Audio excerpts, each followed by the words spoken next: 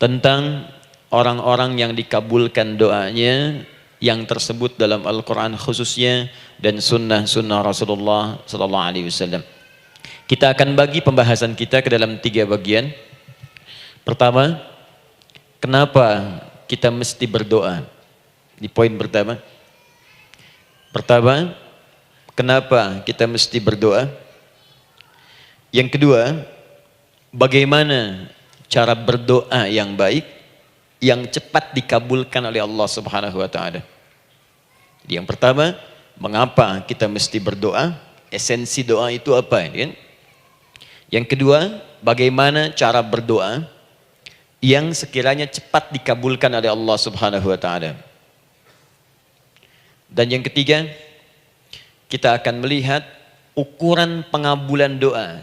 Seperti apa doa itu dikabulkan. Karena nanti ada orang-orang yang tidak sadar sesungguhnya doanya sudah dijawab, tapi dia tidak menyadari itu. Bahkan merasakan doanya kok nggak dijawab-jawab gitu. Padahal Allah sudah menjawabnya.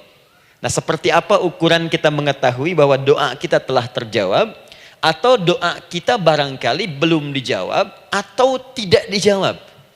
Apa ukuran ketiga hal itu? Itu yang coba kita turunkan di pembahasan pagi ini. Mudah-mudahan dengan itu kita nanti akan lebih pandai bagaimana cara menyikapi doa dalam hidup, seperti apa doa dipanjatkan, kapan kita berdoa, dan kita tahu, oh ini hasil dari doa yang telah kita panjatkan. Mengapa kita mesti berdoa?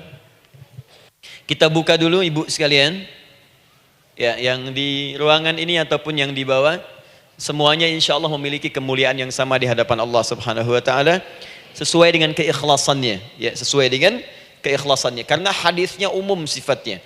Man salaka tariqan yaltamisu fihi ilma sahhalallahu lahu tariqan ilal jannah. Siapa yang menyiapkan dirinya menempuh perjalanan dan dia meniatkan ingin belajar pengetahuan agama walaupun sedikit, maka dia akan dapat balasan dari Allah, minimal setiap langkahnya akan dicatat meringankan langkah dia ke surga nantinya.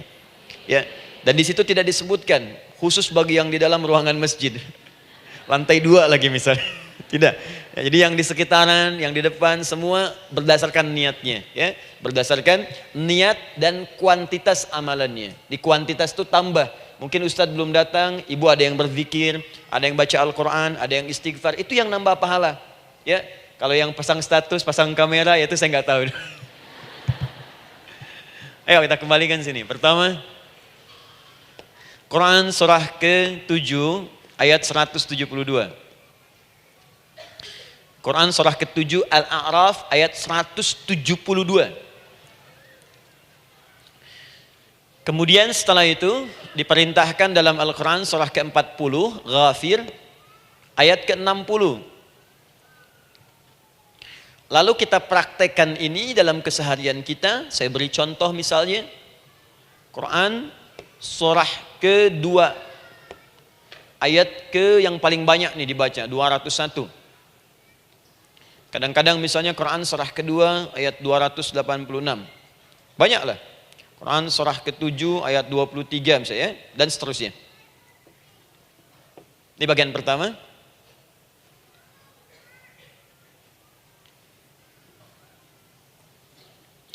Bagian kedua, nanti kita akan belajar bagaimana cara berdoa yang baik yang dikabulkan. Kita ambil satu, Quran kedua ayat 186. Kemudian yang kedua, kita ambil contoh Quran surah ke-17 ayat 110. Kemudian yang ketiga, kita ambil contoh yang paling dahsyat di Al-Quran surah ke-3 ayat 38 sampai 39. Ada yang belum berdoa sudah dikabulkan. Masya Allah. Ini ada di Quran misalnya surah ke-3 ayat 31. Nanti turunan amalannya misal di Quran surah 51 ayat 15 sampai dengan 18. Saya bulati yang 18-nya. Bagian ketiganya nanti kita uraikan di bagian akhirnya.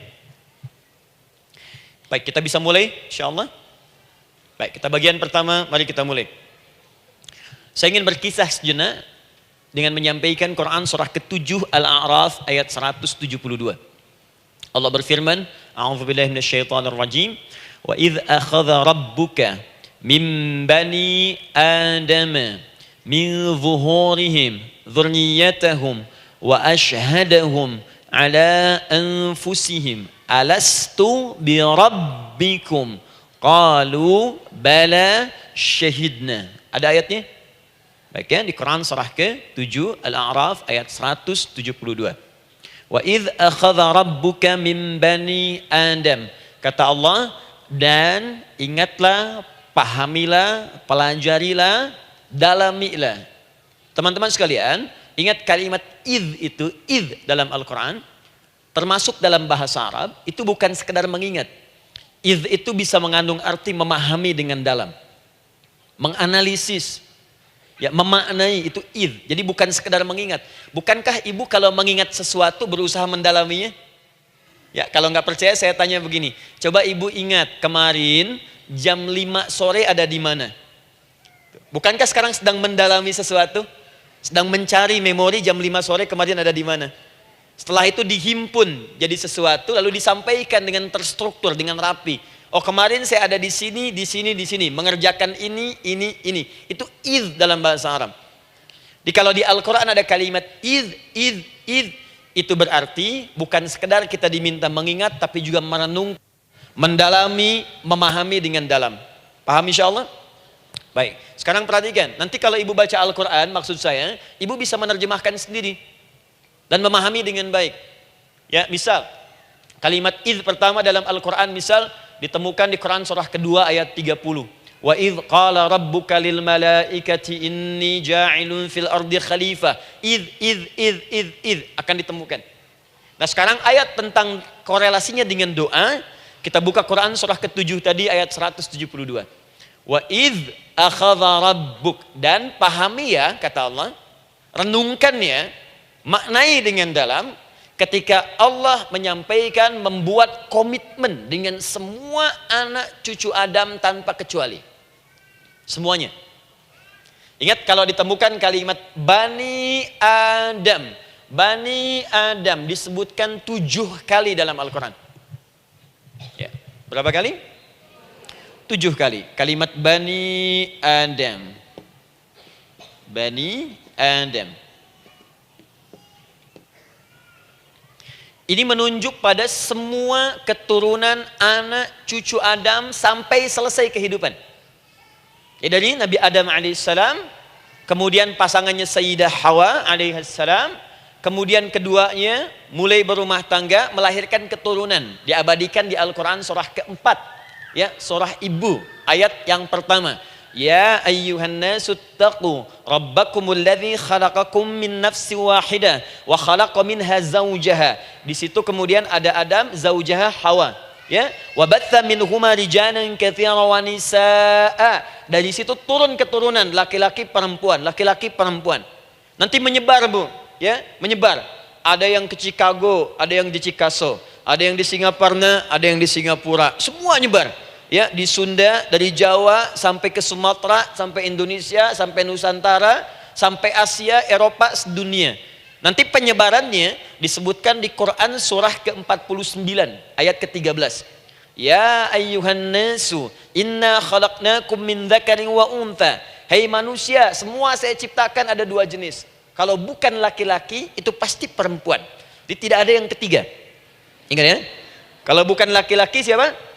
Perempuan. Jadi tidak ada misalnya, maaf, laki-laki yang keperempuan-perempuanan, yang gerakannya melambai, ya, kata-katanya terlampau lembut misal, dan tidak ada pula perempuan yang perkasa, ya, terlampau kuat misalnya, melampaui batas-batas standarnya. Jikalau bukan laki-laki pasti perempuan. 2 saja. Jadi kalau misalnya masih ada yang bingung, tentukan dirinya, ya, dan lihat fitrahnya. Lihat fitrahnya. Baik, kemudian waja'alnakum syu'uban wa qabaila. Kami tempatkan kalian mungkin beda-beda tempat. Syu'ub, beda tempat. Ya, ada yang misalnya RT, RW, kecamatan, beda kampung, beda negara, sampai seluruh dunia. Wa qabail, satu tempat itu sukunya bisa beda. Coba ibu lihat misalnya, ya, di daerah Sumatera saja ada berapa suku? Di Sunda paling banyak suku, gitu ya? Banyak sekali. Jadi bisa lain-lain, bisa beda-beda. Nah, lita'arafu, semua saling mengenal, silakan. Nah, ketika semua tadi ditempatkan di semua pelosok dunia, baik laki-laki, perempuan, dari anak keturunan Adam, itu semua anak keturunan Adamnya disebut dengan satu nama saja dalam Al-Quran, yaitu Bani Adam. Jadi kalau kita mau cari keturunan kita, sampai ke asal mula kita, dari kita sekarang, itu semua akan tersambung kepada Adam alaihissalam. Puncaknya akan ke sini. Ya. Dan tidak akan nyasar kemana-mana, Bu. Ya, ada sebagian manusia nasabnya tidak ingin ke Adam, inginnya bergeser, sehingga mengatakan manusia berasal dari monyet katanya. Ya. Ada yang berkata begitu. Ibu sampaikan saja kalau bapak dari monyet, silahkan saja, jangan ngajak-ngajak saya, gitu ya. Nah, jadi semua manusia itu pasti akan kembali ke sini, ya, ke Adam alaihissalam. Karena itu saya pernah sampaikan termasuk di sini di hadapan ibu semua, masih ingat? Mukjizat pertama Rasulullah sallallahu alaihi wasallam saat lahir ke muka bumi. Ingat, Nabi itu sebelum dilantik menjadi Rasul dalam usia 40 tahun, turun surah Al-Alaq, itu diberikan oleh Allah keistimewaan tanda-tanda kenabian. Apa di antara tandanya? Allah perjelas nasab keturunannya sampai Nabi Adam, padahal lahirnya itu ayahnya sudah wafat. Di lahir beliau, ayahnya wafat, tapi nasabnya diperjelas sampai Nabi Adam. Sehingga jelas, orang tidak bisa menyoal. Ini orang nggak jelas nih, ya. Kan suka ada begitu, Bu, ya. Tiba-tiba datang menerangkan sesuatu, siapa itu? Itu nggak jelas. Bahkan sekarang sering muncul statement, siapa sih ustadz itu? Itu ustadz nggak jelas. Ya. Nabi nggak bisa disoal, karena semuanya jelas. Nasabnya jelas, keturunannya jelas, kemuliaannya jelas, ilmunya jelas. Jadi kalau orang mau menyoal nggak punya peluang. Siapa kamu Muhammad? Saya jelas keturunannya. Muhammad SAW bin Abdullah, bin Abdul Muttalib, bin Hashim, bin Abdul Manaf, bin Qusay, bin Murrah, bin Kilab, bin Ka'ab, bin Ghalib, bin Fihir, bin Malik, bin Nadar, bin Kinana, bin Khuzaimah, bin Mudrika, bin Ilyas, bin Nizar, bin Mudar, bin Ma'ad, bin Adnan, bin Addi, bin Adri, bin Muqawwam, bin Nagur, bin Tarih, bin Ya'rub, bin Yasjub, bin Nabit, bin Ismail alaihissalam, bin Ibrahim alaihissalam, bin Azar atau bin Nakhur, bin Abir, bin Kinan, bin Arfakhshad, bin Sam, bin Nuh alaihissalam, bin Mikhlail, Matushala, bin Kinan, bin Anwas, bin bin Adam alaihissalam. Coba ulangi. Jelas. Jelas. Jadi orang nggak bisa nyoal, itu mukjizat, ya. Keistimewaan pertama sebelum Allah kemudian angkat menjadi nabi dan rasul di usia 40 tahun. Jadi kalau ibu ditanya, kamu jelas nggak? Jelas. Apa binnya? Bin Bani Adam. Itu bocoran dari Al-Quran. Ya, kalau ditanya keturunan siapa kamu? Adam. Tahu dari mana? Allah yang nyampaikan langsung. Apa kata Allah? Bani Adam. Jelas, ya? Baik. Jadi ini kembali kepada Adam alaihissalam. Nah, semua anak cucu Adam yang saya garis bawahi, sejak mulai terlahir itu sudah ada komitmen dari Allah dengan anak cucu Adam ini sebelum terlahir ke dunia. Sejak dalam kandungan. Jadi kalau ibu belajar hadis, misal, dulu saya pernah amanahkan kalau ibu mau belajar dasar-dasar, cari kitabnya Imam An-Nawawi yang Al-Arba'in An-Nawawiyah, 42 hadis. Hadis keempat, ya, paling kiri sebelah atas di kitabnya. Dari Abdullah bin Mas'ud radhiyallahu taala anhu, ya. Qala Nabi sallallahu alaihi wasallam bahwa shadiqul masduq. Nabi SAW pernah menyampaikan sedangkan beliau orang benar dan dibenarkan. Kapan perjanjian ini dibuat? Dalam usia kandungan 4 bulan. Dalam kandungan. Inna ahadakum yujma'u fi batni ummihi. Setiap kalian yang akan terlahir dari anak cucu Adam, kecuali Adam, Bu, ya. Ingat, kecuali Adam, kecuali Hawa, karena ini asal mula manusia keduanya. Tapi keturunan Adam dan Hawa akan mengalami proses yang sama. Dikandung dulu ibundanya, kemudian terlahir. Adam tidak dikandung, ingat, Adam tidak ada bapak, Adam tidak ada ibu. Langsung diciptakan wujudnya oleh Allah Subhanahu wa taala dari bahan dasar yang sama dengan manusia. Inna ahadakum yujma'u fi batni ummihi. Karena itu semua anak cucu Adam, beda dengan Adam, akan proses lahirnya dikandung dulu di perut ibundanya. Fokus baik-baik. Arba'ina yauman nutfah, 40 hari pertama baru kemudian proses antara spermatozoa dengan ovum berproses. Thumma yakunu mithla dzalika, kemudian alaqah, 40 hari yang kedua jadi alaqah, zigot yang menempel di dinding rahim. Thumma yakunu mithla dzalika mudghah. 40 hari ketiga berbentuk mudghah, sudah mulai berbentuk daging sekeratan, ada bentuknya. Dan usianya sudah 4 bulan, 40 hari ketiga, 120 hari. 120 hari. Thumma yursalu ilaihil malak, kemudian diutuslah malaikat, fayanfukhu fihi ruh, maka ditiupkan roh ke dalamnya. Jadi ingat, kalau di antara sini, di antara kita ada ibu misalnya yang tengah hamil, tengah mengandung, ingat baik-baik, atau keluarganya, kerabatnya, usia 4 bulan itu roh sudah ditiupkan. Di kandungan sudah ada rohnya. Hati-hati ya. Berapa bulan? 4 bulan. Karena itu nanti ada ayat dalam Al-Quran, Quran surah ke-7 ayat 189. Di posisi ini harus banyak berdoa dan beramal soleh. Ingat ya, berdoa, beramal soleh, minimal minta kepada Allah. Da'awallaha rabbahuma la in ataitana shaliha lanakunanna minasyakirin. Minta banyak kepada Allah, ya Allah jadikan anak saya anak yang soleh, jadikan anak saya anak yang soleh. Dari usia itu 4 bulan sampai ke atas menjelang lahiran. Nanti diiringi oleh amal soleh kedua orang tuanya. Ini sudah penelitian dokter muslim, khususnya di Asia Tenggara. Saya diskusi dengan seorang dokter muslim, ternyata ada korelasi amal soleh yang dikerjakan kedua orang tua, ayah dan bunda, atau calon ayah dan bunda, kepada anak yang sedang dikandung, yang belum dilahirkan. Jadi kalau orang tuanya rajin baca Al-Quran, itu berpengaruh ke anak, Bu. Dan penelitian terkini, itu mempercepat anak itu menjadi seorang penghafal Quran ketika lahir. Ya, pernah satu kali dibacakan Al-Quran, posisi janin itu berubah. Seperti sujud gitu. Itu penelitian sudah di MRI waktu itu dilihat ya, kelihatan. Jadi ada korelasi antara kesolehan orang tua dengan kesolehan anak yang sedang dikandung. Hati-hati ya. Tapi yang penting diketahui adalah dalam usia kandungan 4 bulan itu disebutkanlah isyarat di Quran surah ke-7 ayat 172 terjadi perjanjian komitmen dengan Allah Subhanahu wa taala. Apa perjanjiannya? Wa idz akhadha rabbuka min bani adama min zuhurihim dzurriyyatahum wa asyhadahum ala anfusihim. Lihat perjanjiannya, saya fokus di kalimat ini, alastu bi rabbikum. Apakah engkau akan berkomitmen saat ini? Bersaksi? Karena kalimatnya bersaksi. Wa asyhadahum, dan mereka bersyahadat, bersaksi, komitmen. Di komitmennya menggunakan kata syahadat di sini. Karena itu nanti setiap bayi yang sudah terlahir dari rahim ibu manapun itu berada dalam keadaan suci karena sudah bersyahadat dalam perut ibundanya. Masih ingat hadis ini? Kullu mauludin yuladu 'alal fitrah. Setiap yang terlahir dari rahim perempuan manapun itu membawa fitrah. Apa di antara fitrah yang dimaksudkan itu? Fitrah keislaman, fitrah mengakui Allah sebagai Tuhan. Itu nanti ada di Quran surah ke-30 ayat ke-30, paling kanan sebelah atas. Quran surah 30 ayat 30.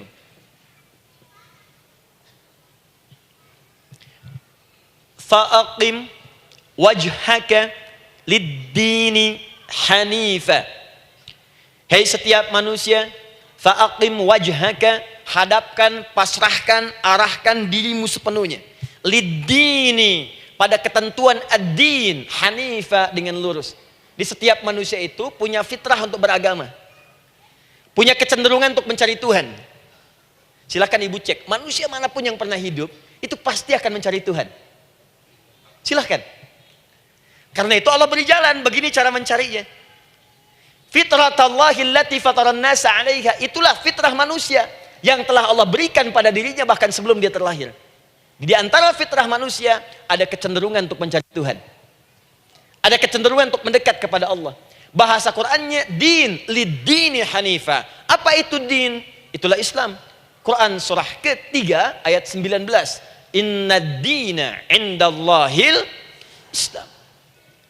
Karena itu silakan cek, semua orang itu pasti akan mencari Tuhan. Setiap manusia.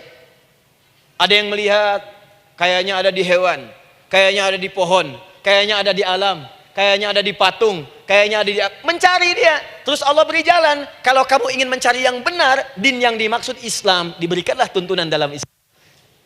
Jelas sampai sini? Baik, karena itulah kemudian setiap bayi yang terlahir itu disebut oleh Nabi dia suci, dia bersih karena telah membawa risalah Islam dalam dirinya. Hanya sayang nanti fa abawahu yuhawidanihi au yunassaranihi au yumajjisanihi. Lingkungan nanti akan merubah dia keluar dari fitrahnya. Bisa dipengaruhi, tiba-tiba berubah misalnya keyakinan. Bisa karena kejadian tertentu dia jauh dari Allah Subhanahu wa taala. Dia muslim, cuman karena kondisi tertentu, pekerjaan menjauhkan dia dari Allah, lupa sholat. Telenovela menjauhkan dia dari Al-Quran. WhatsApp, Facebook, media sosial melupakan dia dari ibadah.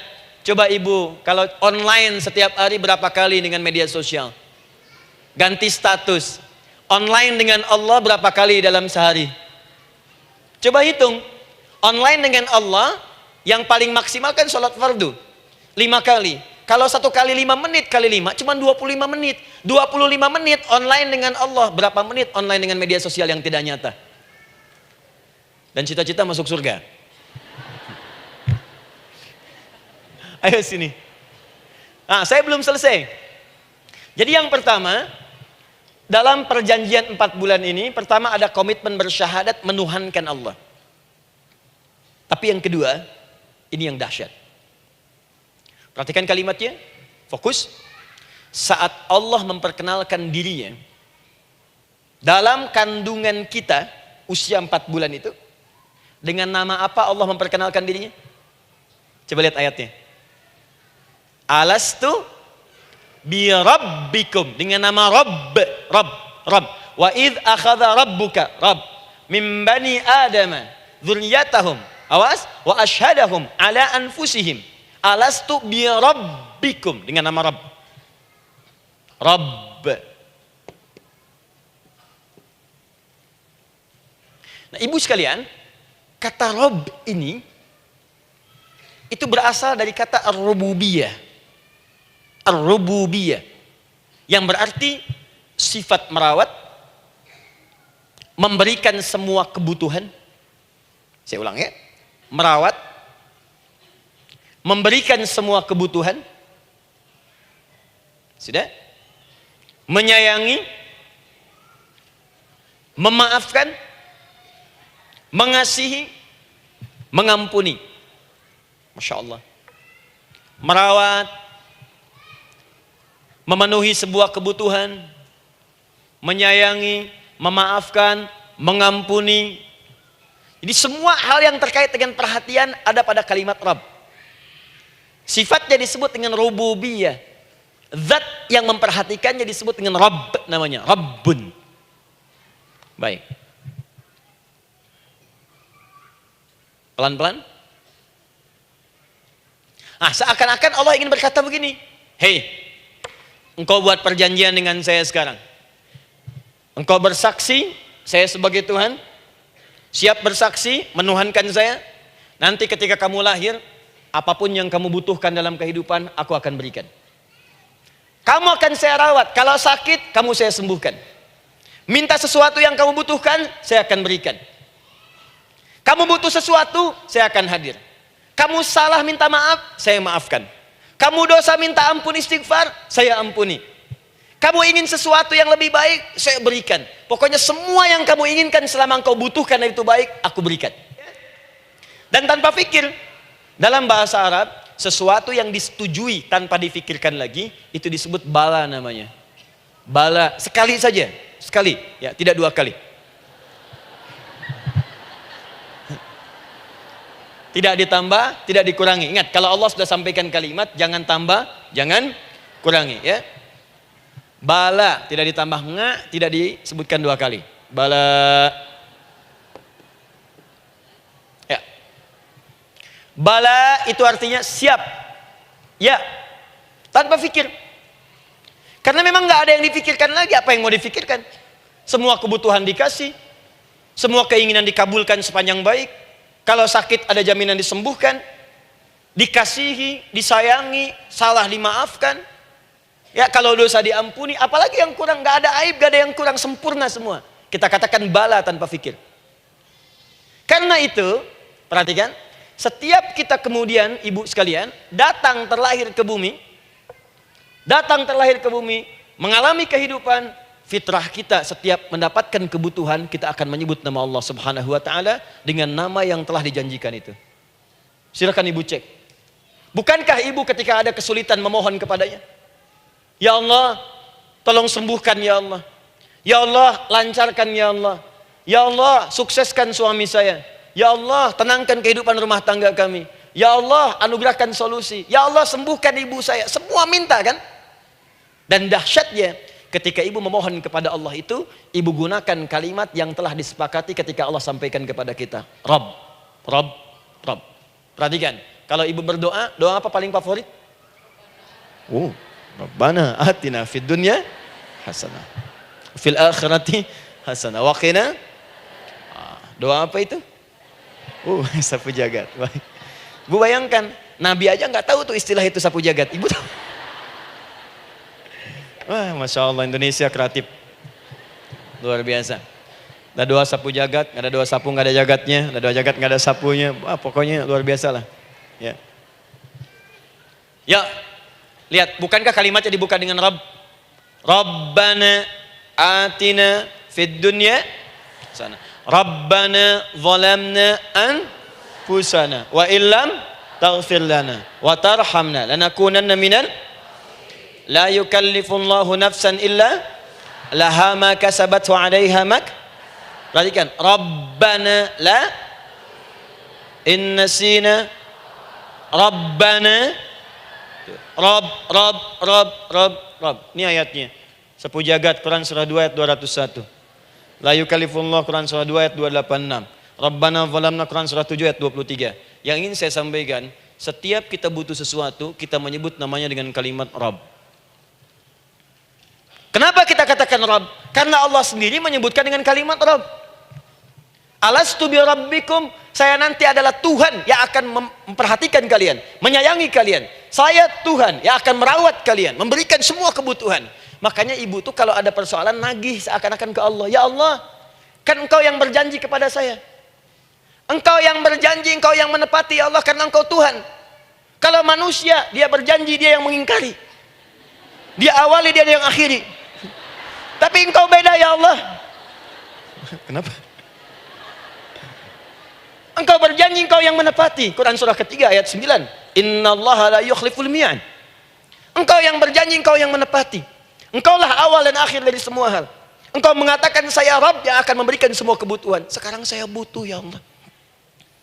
Engkau berjanji akan menyembuhkan, sekarang saya sakit ya Allah.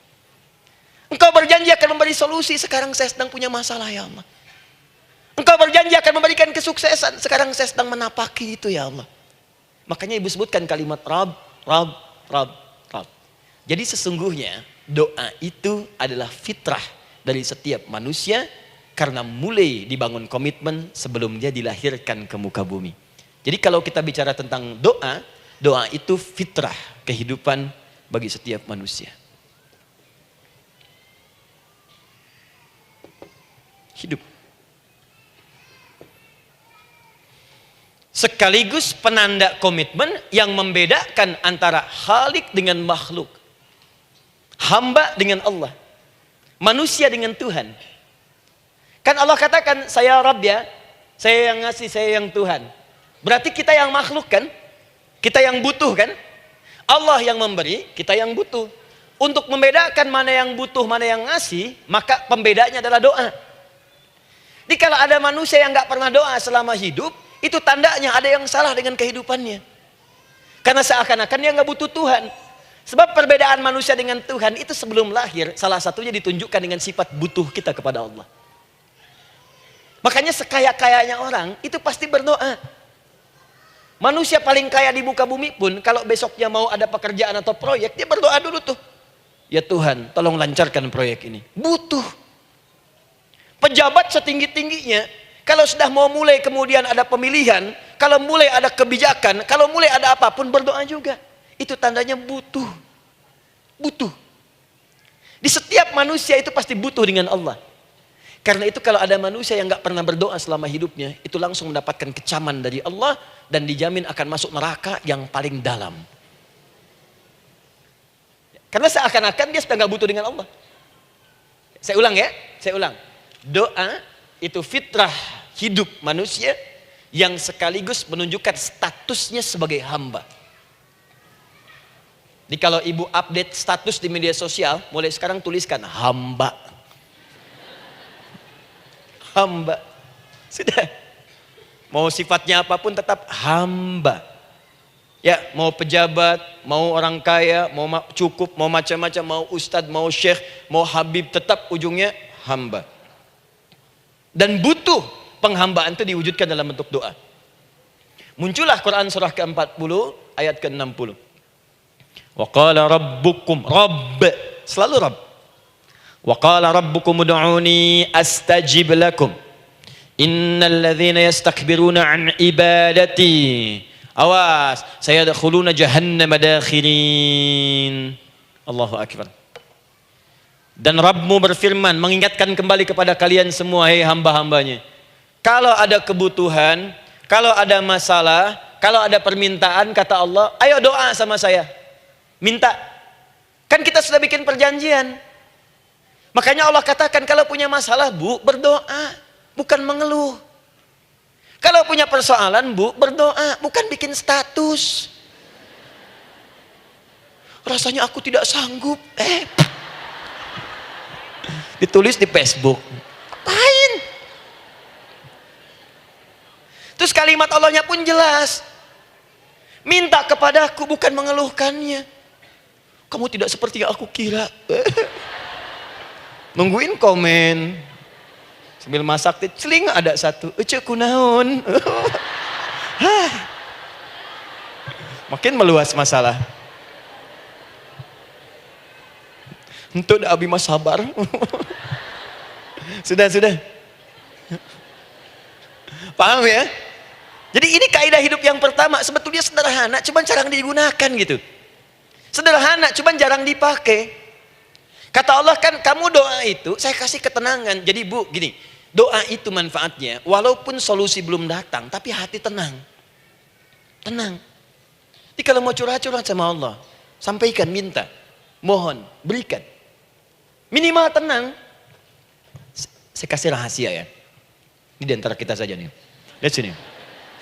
Saya hapus dulu deh. Bismillah. Masya Allah. Mau ngapus sendiri, nulis sendiri, penghapus, lari sendiri.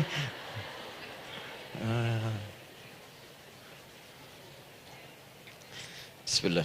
Oh ini ada dua ya. Sini. Baik. Buka Quran surah 7 ayat 205. Quran surah 7 ayat 205. Doa itu disebut zikir di ayat itu. Jadi kalau ibu sedang berdoa, itu sedang berzikir. Wadhkur rabbaka fi nafsika tadarruan wa khifatan wa dunal jahri minal qaul. Ada ayatnya? Oke. Pakai Rabb lagi kan? Wadhkur rabbaka. Kalau engkau punya masalah, kata Allah, sekecil apapun. Di rumah tangga kah, di kantor kah, kehidupan sosial kah. Kata Allah, ayo sebut, minta kepada Allah. Berdoa. Doa disebut dengan zikir. Zikir itu semua kegiatan yang membuat kita ingat Allah. Zikir. Baca Quran, zikir.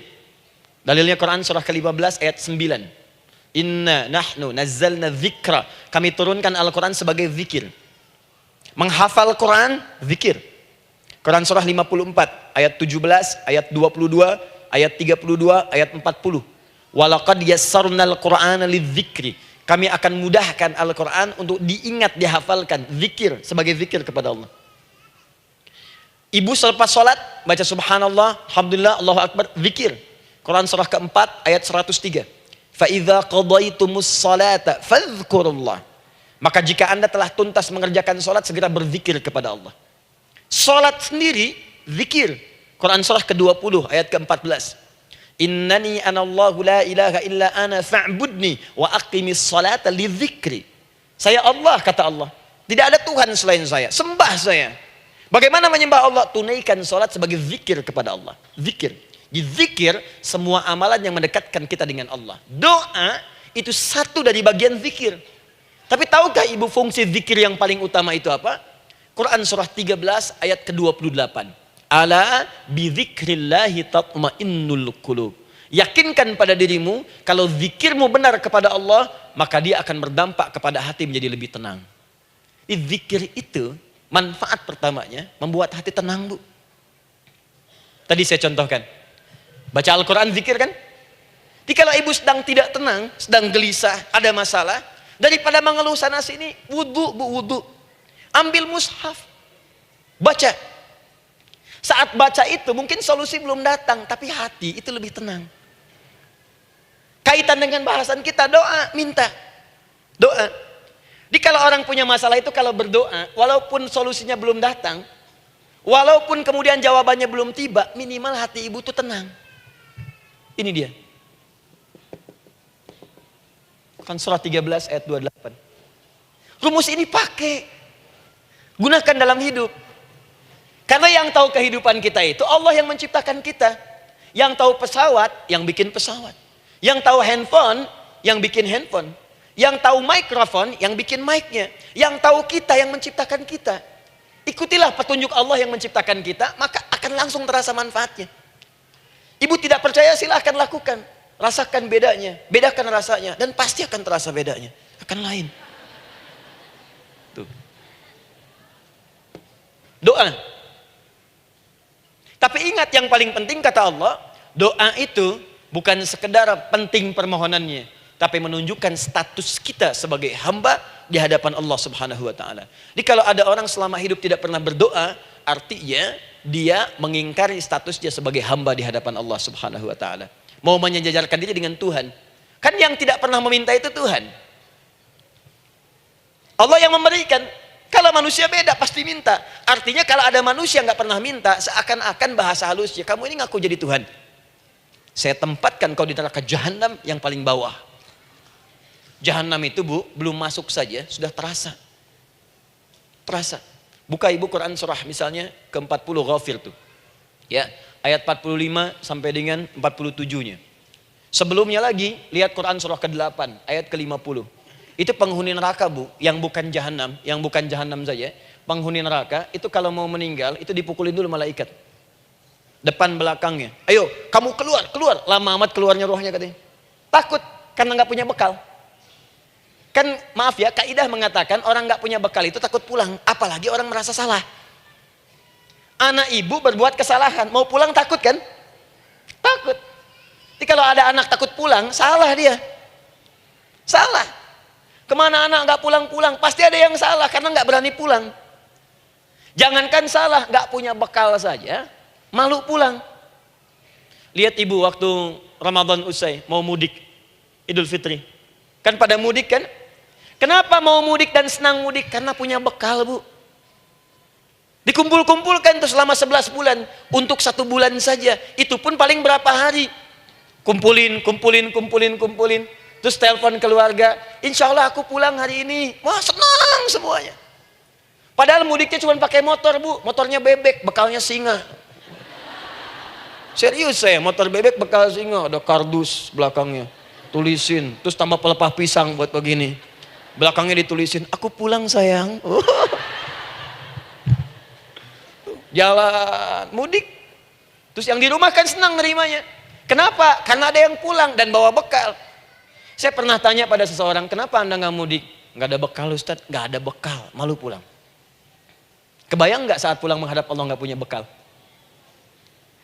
Malu pulang, apalagi punya banyak salah, jadi nggak mau keluar rohnya. Malaikatnya geram, dipukulin sama malaikat, pukul depannya, pukul depan. Kamu ini cepat keluar. Keluar. Malu pulang. Tapi kalau punya bekal enak. Dan yang nyambut langsung malaikat. Bahkan nanti ada satu amalan saat dikerjakan, itu orang ini sudah masuk surga, tapi semua malaikat di semua pintu surga yang 8 itu datang mengunjungi dia mengucapkan selamat. Itu ada di Quran surah 13 ayat 24. Salamun alaikum bima sabartum fa ni'ma uqbaddar. Selamat ya saat di dunia sabar mencari bekal, dan ini bekal terbaik yang kamu dapatkan, silahkan nikmati surga yang kamu rindukan itu. Ini nikmatnya tempat yang pernah nanti kamu kunjungi. Dan tinggal abadi di situ. Yang nyambut malaikat. Bayangkan semua malaikat, Bu. Semua malaikat dari pintu surga datang nyambut dia. Wah, Masya Allah, ada malaikat Jibril, Israfil, malaikat maut. Maaf ya, dicabut kemarin. Biasa, selamat. Dunia aja kalau ada yang nyambut senang kan? Rumah dicet, datang, sambut depan rumah, semua hidangan ada, Masya Allah. Bahkan yang tidak ada jadi ada. Luarnya kongwan, dalamnya rangginang gitu kan. Wah, muncul semua. Paham ya? Jadi ini bagian pertama. Jadi kita katakan kenapa manusia mesti berdoa. Jawabannya karena manusia itu hamba. Dan doa itu adalah fitrah bagian dari kehidupan. Kenapa manusia mesti berdoa? Karena ada komitmen dari Allah. Setiap dia mendapatkan sebuah persoalan, maka Allah akan jawab dan berikan jawaban dari semua persoalannya. Jalan mendapatkan jawaban itu adalah doa. Kenapa manusia mesti berdoa? Karena dia butuh dengan Allah. Dan puncaknya, kenapa dia mesti berdoa? Karena Allah ingin membahagiakan kehidupan dunianya sebelum sampai keabadiannya di akhirat. Jadi ketika kita berdoa, sebetulnya kebaikan untuk kita karena Allah ingin kita bahagia. Ingin mudah hidupnya. Jadi kalau ada orang nggak berdoa, sesungguhnya dia sedang menyulitkan diri sendiri dalam kehidupan dunianya sampai ke akhiratnya. Jelas sampai di sini? Saya tidak menyukai kalau datang melihat tapi nggak paham gitu. Ya, dengar tapi nggak paham. Saya tidak ingin satupun keluar dari sini kecuali paham. Ya. Ibu paham? Paham Ustaz. Badai pamit ya, silahkan. Apa yang ibu pahami? Doa. Ya. Dah. Nah, sekarang masuk bagian kedua. Bismillah. Kalau sudah mengerti yang tadi, persoalannya adalah bagaimana cara kita memohon kepada Allah. Itu dia. Bagaimana cara kita meminta? Kata Allah, kamu kalau punya masalah, minta. Ya Allah, caranya bagaimana? Karena sesuatu yang dikerjakan tanpa ilmu dan tidak tahu caranya, itu bisa keliru. Hidup itu menyembah Allah tidak cukup dengan iman, Bu. Mesti pakai ilmu. Iman saja sekalipun kuat tanpa ilmu, itu bisa salah. Kuat ingin mendekat kepada Allah. Ya Allah, aku ingin ibadah. Kuat. Saya punya kawan dulu di pesantren. Tahun kedua, dia sudah berubah. Ya, tadinya orang tuanya melihat anaknya, Masya Allah, tiba-tiba ada perubahan, senang ibadah, Bu.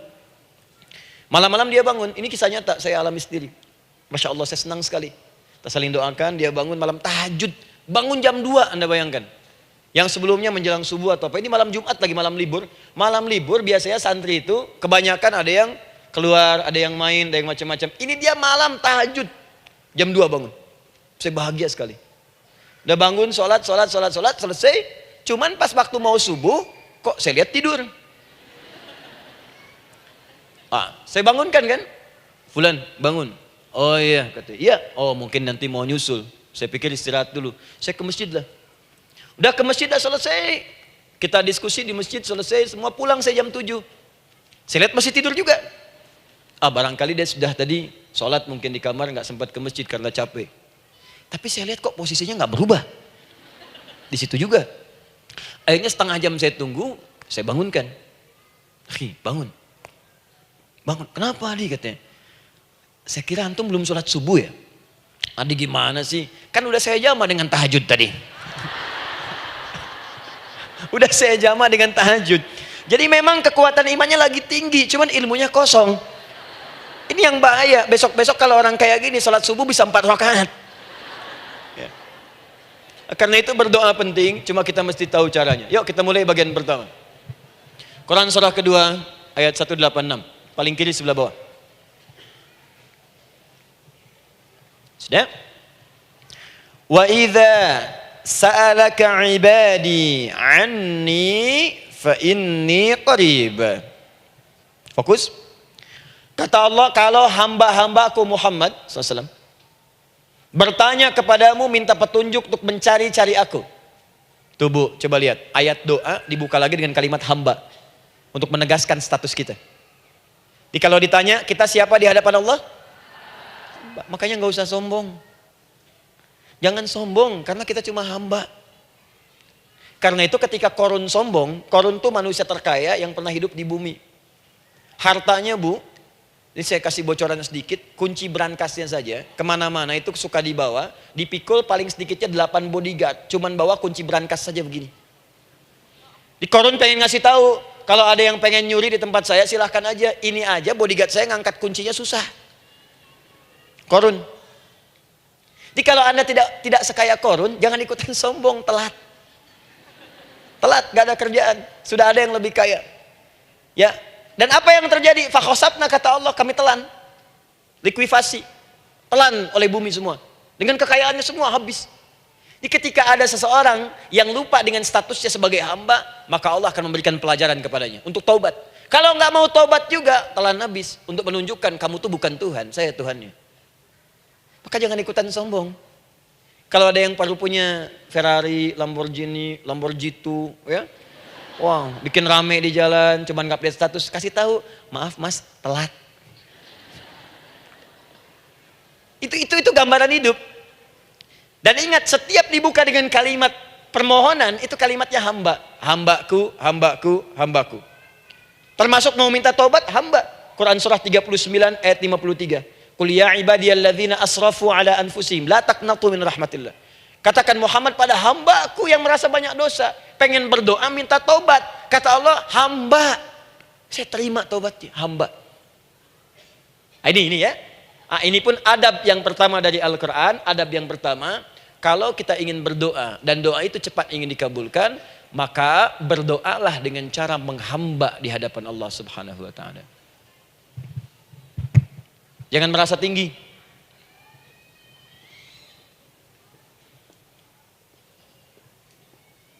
Saya turunkan caranya. Bagaimana cara menghamba itu dengan cara yang baik? Fokus.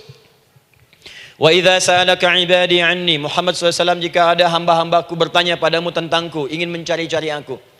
Masya Allah, ibu maaf ya, biasanya kan kalau orang mencari Allah, ingin mendekat kepada Allah, entah itu datang ke masjid, bangun malam, biasanya motifnya cuma dua.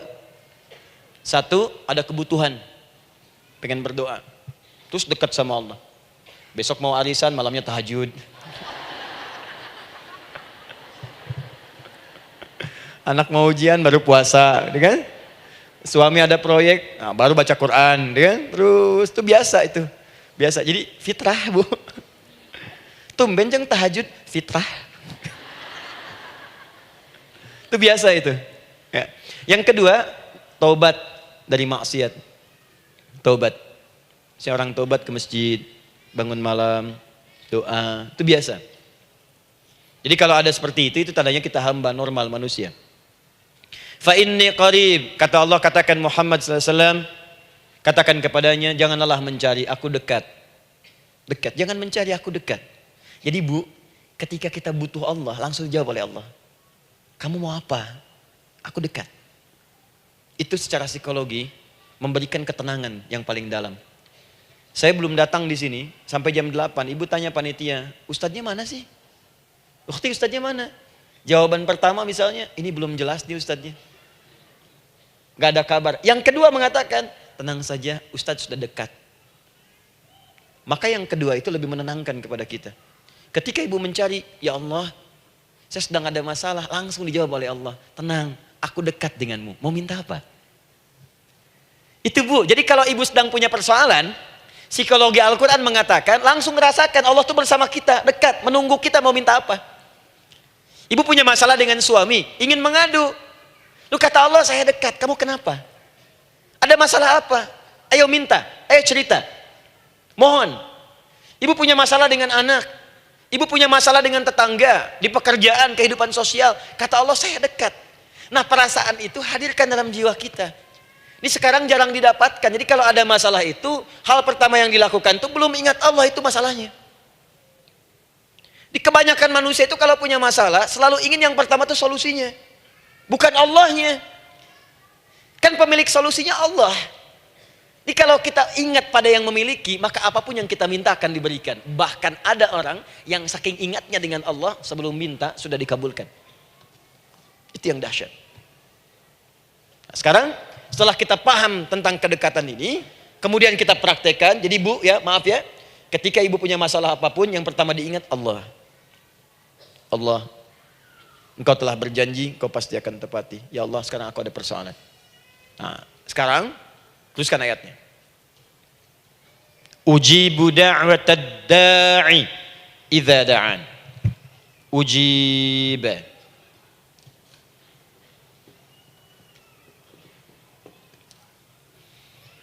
Ujibu da'watad da'i idza da'an. Aku pasti akan menjawab, mengabulkan setiap doa hambaku jika dia bermohon kepadaku. Saya ingin ajarkan sedikit di gramatikal bahasa Arab. Ujib itu disebut dengan fi'il mudhari namanya. Saya kasih rumus cepat Bu ya. Insya Allah kalau ibu fokus dengan rumus ini, ibu nanti bisa memahami Al-Quran dengan baik. Saya kasih satu kalimat, hafalkan baik-baik. Ini gampang kok. Anita. Ya, Anita. Sudah? Anita. Baik. Hamzah, nun, ya, ta. Satukan Anita. Kalau di dalam kalimat ibu baca Al-Quran, di depannya ada huruf hamzah ini, atau nun, atau ya, atau ta, maka itu rumus mudhari namanya. Gak usah dihafalkan mudharinya, ya, gak usah dihafalkan sampai bikin misalnya satu ungkapan Anita istrinya Pak Mudhari, gak usah, gak ada kerjaan, ya, gak usah dihafal. Saya hanya ingin tunjukkan pemahaman. Kalau ada bentuk seperti ini punya 3 makna. Kalau dalam bahasa Inggris itu disebut present, ya, continuous, dan future. Present, continuous, and future. Sekarang, terus, sampai kapanpun. Sekarang, terus berlangsung, continuous, and future, sampai kapanpun di masa depan. Ini bentuknya disingkat dengan rumus ini, Anita. Di dalam konteks pengabulan doa, kata Allah, ketika saya akan kabulkan. Kalau kamu punya masalah, kamu berdoa, saya akan kabulkan. Nah, kalimat Allah saya akan kabulkan ini bentuknya menggunakan mudhari. Ada hamzah di depannya, ujib. Artinya apa? Kalau ibu sekarang berdoa, saya akan kabulkan, kata Allah. Terus kamu berdoa, saya akan jawab. Nanti pun punya masalah di masa depan, kamu berdoa, saya jawab juga. Jadi artinya tidak ada doa yang sia-sia. Semua doa, ingat, sepanjang kita butuhkan, pasti Allah berikan. Doa itu, sepanjang kita butuhkan, pasti akan dijawab.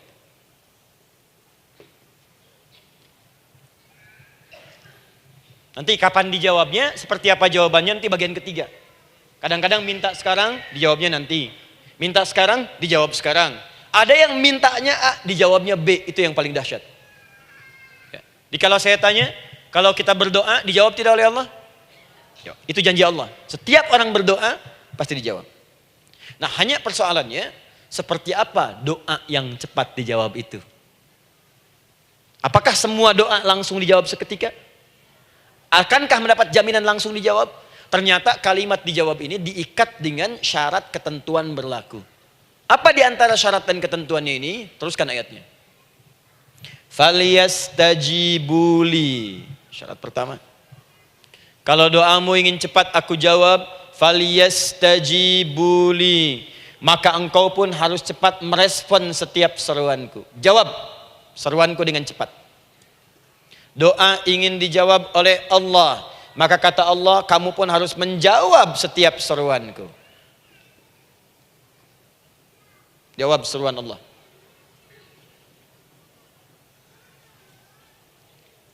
Ayo respon, adil. Maunya dapat gaji aja, kerja nggak mau. Ya? Apa ibu pikir duduk manis, santai di ruangan tengah, tiap bulan suami datang berikan uang belanja? Belum tentu.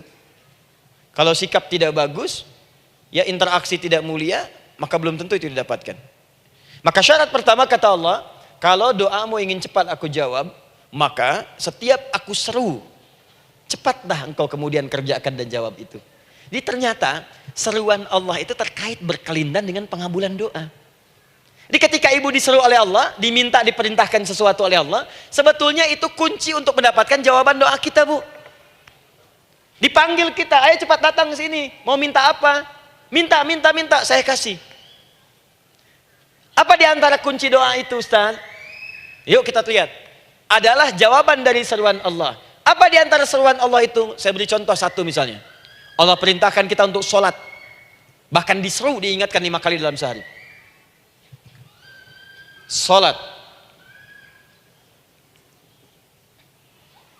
Bukankah kita diseru, Bu? Dipanggil 5 kali sehari untuk sholat?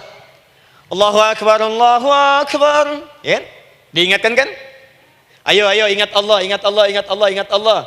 Allah Maha Agung, Maha Besar semuanya. Dan seterusnya. Perhatikan baik-baik. Apa tujuan Allah menyeru kita dalam sholat? Ternyata bukan ingin memberikan beban ruku dan sujud. Bukan sujudnya yang penting. Karena semua makhluk tidak sujud pun tidak akan menurunkan status Allah sebagai Tuhan. Allah tetap Allah, gak ada ruginya. Yang rugi kita.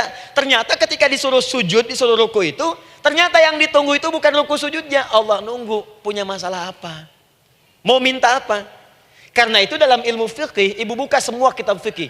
Salat itu secara bahasa disebut dengan doa. Nama lain dari doa adalah salat. As-salatu hiya doa. Salat adalah doa.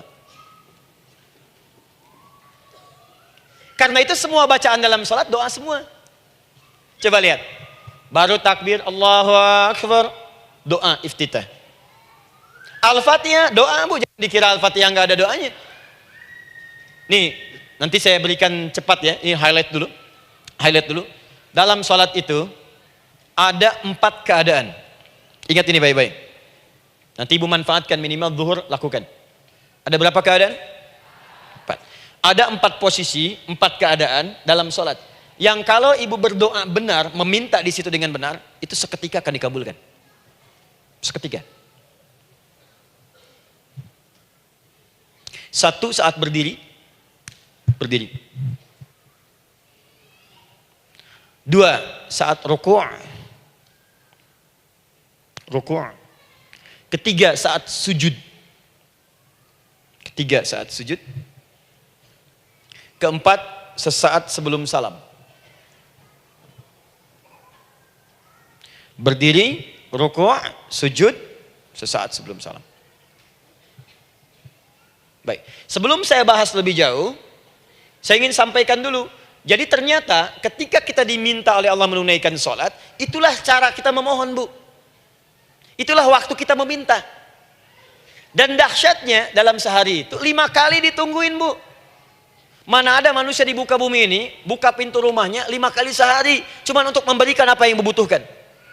Sesoleh-solehnya Ustadz, gak ada yang mengatakan, ayo 5 kali sehari datang aja ke rumah saya. Kalau butuh apa-apa ambil. Butuh kulkas, ambil kulkasnya. Butuh TV, ambil. Gak ada begitu. Allah itu maha baiknya, 5 kali sehari dipanggil. Dari subuh sampai zuhur. Kita bangun tidur aja, punya masalah gak? Ayo minta, disuruh sholat 2 rakaat. Dan sholatnya gak usah banyak-banyak, 2 rakaat aja dulu, supaya gak ada beban. Itu pun kadang-kadang masih lupa berapa rakaat kita sholat. Ayo sujud, disuruh minta, punya masalah enggak? Terus dari subuh sampai ke siang, dipanggil lagi. Punya masalah lagi enggak? Disuruh zuhur 4 rakaat. Karena waktunya cukup panjang, suruh 4. Ayo minta, minta. Ada masalah apa? Minta sujud kita. Minta mohon. Dari zuhur ke asar, ditanya lagi, ada masalah enggak? Panggil lagi.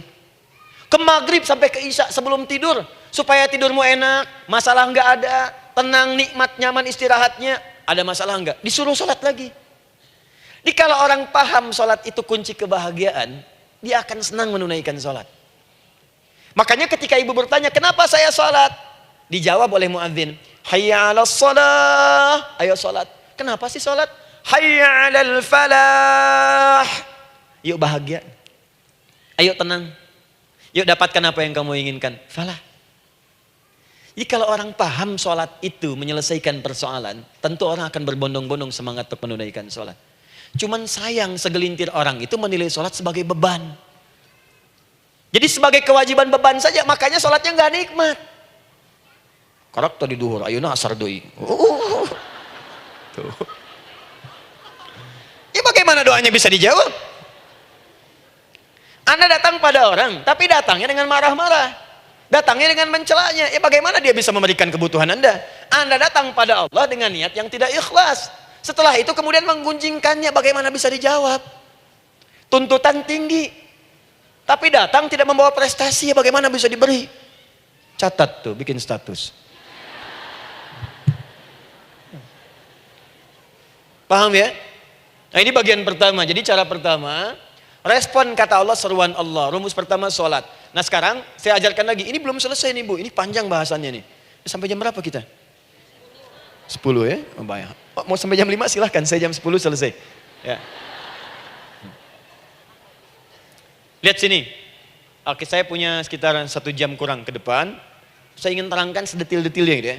Dan saya hanya menyampaikan isi Al-Quran. Quran, hadis, Quran, hadis. Sekarang gini, Ustadz saya sekarang paham, sholat berarti kunci untuk menyelesaikan masalah. Di sholat saya akan memohon. Sekarang Ustadz, bagaimana cara saya merespon sholat? Kan kata Allah, saya menyeru, respon gitu kan? Kita dipanggil sholat nih, Allahu Akbar, dipanggil. Bagaimana cara meresponnya? Sebelum minta. Sekarang ibu punya janji dengan Allah. Janji itu sudah diketahui sebelum pertemuannya. Kalau tidak percaya, 5 waktu ini ibu sudah hafal Bu. Ya, bahkan disuruh ngapalin oleh Allah. Buka Quran surah ke-4. Surah ibu, surah mama, An-Nisa. Ayat 103. Quran surah 4 ayat 103. فَإِذَا قَضَيْتُمُ الصَّلَاةَ فَاذْكُرُوا اللَّهَ قِيَامًا وَقُعُودًا وَعَلَى جُنُوبِكُمْ فَإِذَا اطْمَأْنَنْتُمْ فَأَقِيمُوا الصَّلَاةَ. Lihat ujung ayatnya, lihat ujung ayatnya. Inna salata kanat 'alal mu'minina kitaban mawquta. Sungguh semua waktu salat itu telah ditetapkan waktunya bagi orang beriman. Itu terjemahan biasa. Kalau terjemahkan pakai ilmu balaghah, sungguh orang beriman itu hafal waktu-waktu salat. Tahu waktunya. Apalagi kalau di waktu itu ibu punya kepentingan pasti hafal. Kalau ibu benar memprioritaskan salat dan menilai salat sebagai solusi hidup, menilai sholat sebagai kebutuhan, ibu pasti akan hafalkan itu Bu. Nih ya, ibu dapat bagian arisan nih. Bulan ini misalnya. Dan memang bagian jatah ibu. Demi Allah saya katakan, sebulan sebelumnya ibu sudah hafal tanggalnya kapan. Bahkan di kalender tuh diwarnain. Papa, bagian mama nanti bulan ini. Tuh. Dicatat semua, di tempat siapa, jam berapa, datang dengan penuh keceriaan dan kebanggaan. Luar biasa. Hanya untuk urusan dunia yang itu habis gitu. Jika dia tidak meninggalkan ibu, ibu yang meninggalkan dia duluan. Sekarang 5 kali sehari semua diberikan, bahkan lebih daripada dunia dan seisinya. Harusnya sih wajarnya dihafalkan waktunya dan ibu hafal. Ayo, subuh jam berapa sekarang? Lihat sini, bukan ke atas. Ditutup tuh. Tuh, sana tuh. Subuh jam berapa? Ayo ngelihat ke sana, 4:43. Zuhur jam berapa? Tuh. Asar, maghrib, isya. Itu kan kunci ibadah. Dan kunci ijabah, kunci ibadah, kunci ijabah. Di situ ada pengabulannya. Ini gimana mau minta, waktu permintaannya aja nggak hafal. Gimana mau bermohon, datangnya aja telat. Karena itu, bagaimana cara merespon seruan Allah? Diaturlah di Quran surah kedua ayat 152. Paling kanan sebelah bawah.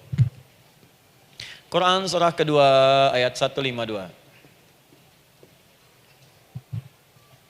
Ibu masih ingat? Bukankah sholat disebut sebagai zikir? Masih ingat? Ya, di surah ke-20 ayat 14. Wa aqimis sholata lidzikri, tunaikan sholat sebagai zikir kepadaku. Sekarang lihat ya. Lihat ketentuan Allahnya. Kalau ibu dipanggil untuk sholat, dipanggil untuk zikir, cepat respon. Ibu cepat respon, Allah pun akan cepat merespon permintaan ibu. Lihat kalimatnya. Fadhkuruni adzkurkum. Fadhkuruni adzkurkum. Kalian mengingat saya, maka saya pun akan ingat dengan kalian. Kalian zikir kepada saya, ingat saya, kata Allah, maka saya pun akan ingat kalian. Di antara makna zikir, salat. Kalau ibu salat mengingat Allah dengan cepat, maka Allah pun akan cepat mengingat kita. Contoh.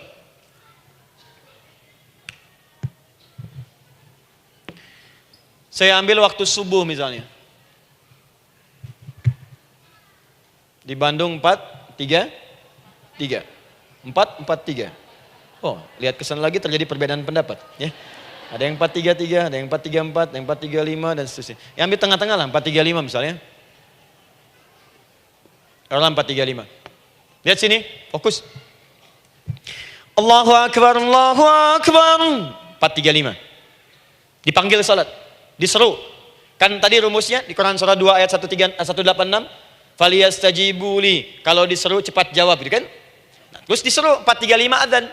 Allahu Akbar, Allahu Akbar. Begitu diseru, ibu langsung datang.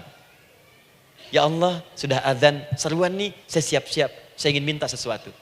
Nah, orang yang datang, saat dia diseru Allah, dia pun datang kemudian untuk menyerunya, maka Allah pun akan menjawab apa yang ia mohonkan saat ia bermohon kepadanya. Perhatikan, dipanggil oleh Allah lewat suara muadzin, Allahu Akbar, dia merespon cepat, siap sholat. Maka dia pun ketika memanggil Allah, seketika Allah pun akan jawab padanya. Sesuai dengan kadar responnya. Dipanggil saat itu, dia menjawab.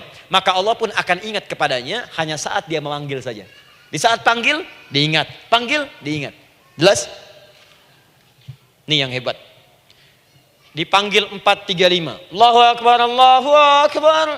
Dia sudah ingat dari sejak jam 3:45. Dia bangun jam 3. Bisa. Padahal belum dipanggil. Datang. Bahkan Masya Allah, melakukan warming up dulu. Tahajud, istighfar, baca Al-Quran sebelum dipanggil. Masya Allah Bu, ibu mau datang misalnya ke istana, janjian jam 7, datang jam 6. Di situ ibu kerjakan yang baik-baik dulu. Wah lihat, terus kelihatan CCTV kan. Wah ini orang bagus banget nih, mulia, bagus. Sampah diambilin, disapu. Kelihatan. Itu ibu belum datang pun udah dipanggil duluan. Ada orang yang belum dipanggil sudah datang menghadap Allah. Tahajud dia, zikir dulu, istighfar dulu. Ini orang, maaf ya, walaupun dia belum memanggil Allah, Allah sudah menyelesaikan semua persoalannya. Di orang-orang yang selalu ingat kepada Allah, walaupun Allah dalam waktu tidak memanggilnya, maka Allah akan mengingatnya sekalipun orang ini belum bermohon kepadanya. Maka ibu nanti akan temukan orang-orang yang langsung diselesaikan persoalannya oleh Allah bahkan sebelum dia bermohon kepadanya. Ada orang yang seakan gak punya masalah Bu. Bukan gak punya masalah, sebab setiap dia punya masalah, masalahnya diringankan oleh Allah. Seakan-akan gak ada beban. Ah ini indah hidupnya. Enak. Butuh sesuatu, sebelum nyari, datang. Ada persoalan, senyum dikit, selesai. Orang macet mengeluh, bikin status, dia macet malah senang. Dan hatinya dilapangkan oleh Allah. Bayangkan ada janji rapat jam 9, setengah 9 masih macet. Diprediksi di Google akan sampai 2 jam lagi. Yang lain mengeluh, telepon sana, telepon sini, ini. Dia nggak aja, lapang aja. Alhamdulillah ya Allah kasih macet. Morotal, saya mau dengerin surah Al-Baqarah. Buka, hafalin. Partnernya nelpon. Sampai di mana akhi? Ini sampai di surah Al-Baqarah ayat 186. Tidak ada yang sia-sia dari Allah. Sabar ya di sana. Ya, atau kita bisa koneksikan dari sini apa yang bisa saya selesaikan sekarang di sini sehingga sampai sana kita tinggal kesimpulan saja. Tenang hatinya. Ada gerasak, gerusuk, gulisah gini, telepon sana sini, klaksonin. Dasar lampu merah, lama, birunya sebentar. Padahal biru nggak ada, yang ada hijau kan. Jadi kalau sudah begitu enak Bu. Yang perempuan ada di Quran Maryam. Maryam kan perempuan. Dan Maryam itu bukan nabi, bukan rasul. Ingin memberikan pesan kepada ibu, perempuan dimanapun. Tidak harus jadi nabi supaya doa cepat dikabulkan. Tidak harus menjadi rasul. Ini Maryam bukan nabi, bukan rasul. Tapi dia ini luar biasa. Sebelum dipanggil, udah datang. Zikirnya tak terlukiskan. Mohon kepada Allahnya luar biasa. Menjaga diri dari hal yang dilarang oleh Allah. Apa hasilnya? Sebelum diberikan bahkan oleh pamannya, sudah ada kebutuhannya. Quran surah ketiga ayat 37. Kullama dakhala 'alaiha Zakaria al-mihraba wajada 'indaha rizqa. Setiap pamannya mau memberikan kebutuhan Maryam sudah ada di dalamnya Bu. Sudah ada. Itu luar biasa. Mau makan, makanan ada. Mau anggur, anggur ada. Ya. Wah, itu luar biasa Bu. Jadi bermohon bahkan sebelum waktunya. Sentuhlah ia tepat di hatimu, maka ia akan jadi milikmu untuk selamanya. Wah. Nah, itu doa tuh. Aduh, mana-mana. Paham? Tuh. Jadi kalau yang standar-standar saja itu biasa. Maka datang sebelum waktunya. Datang. Atau datang pas dipanggil, standar. Jadi kalau 4.35 adzan, Allahu Akbar, Allahu Akbar. Ibu bangun, siap sholat, siap sholat. Itu standar. Yang dulu bahagia. Naikin lagi levelnya. Yang celaka itu ya ini nih. Dipanggil 4.35, baru bangun 5.34.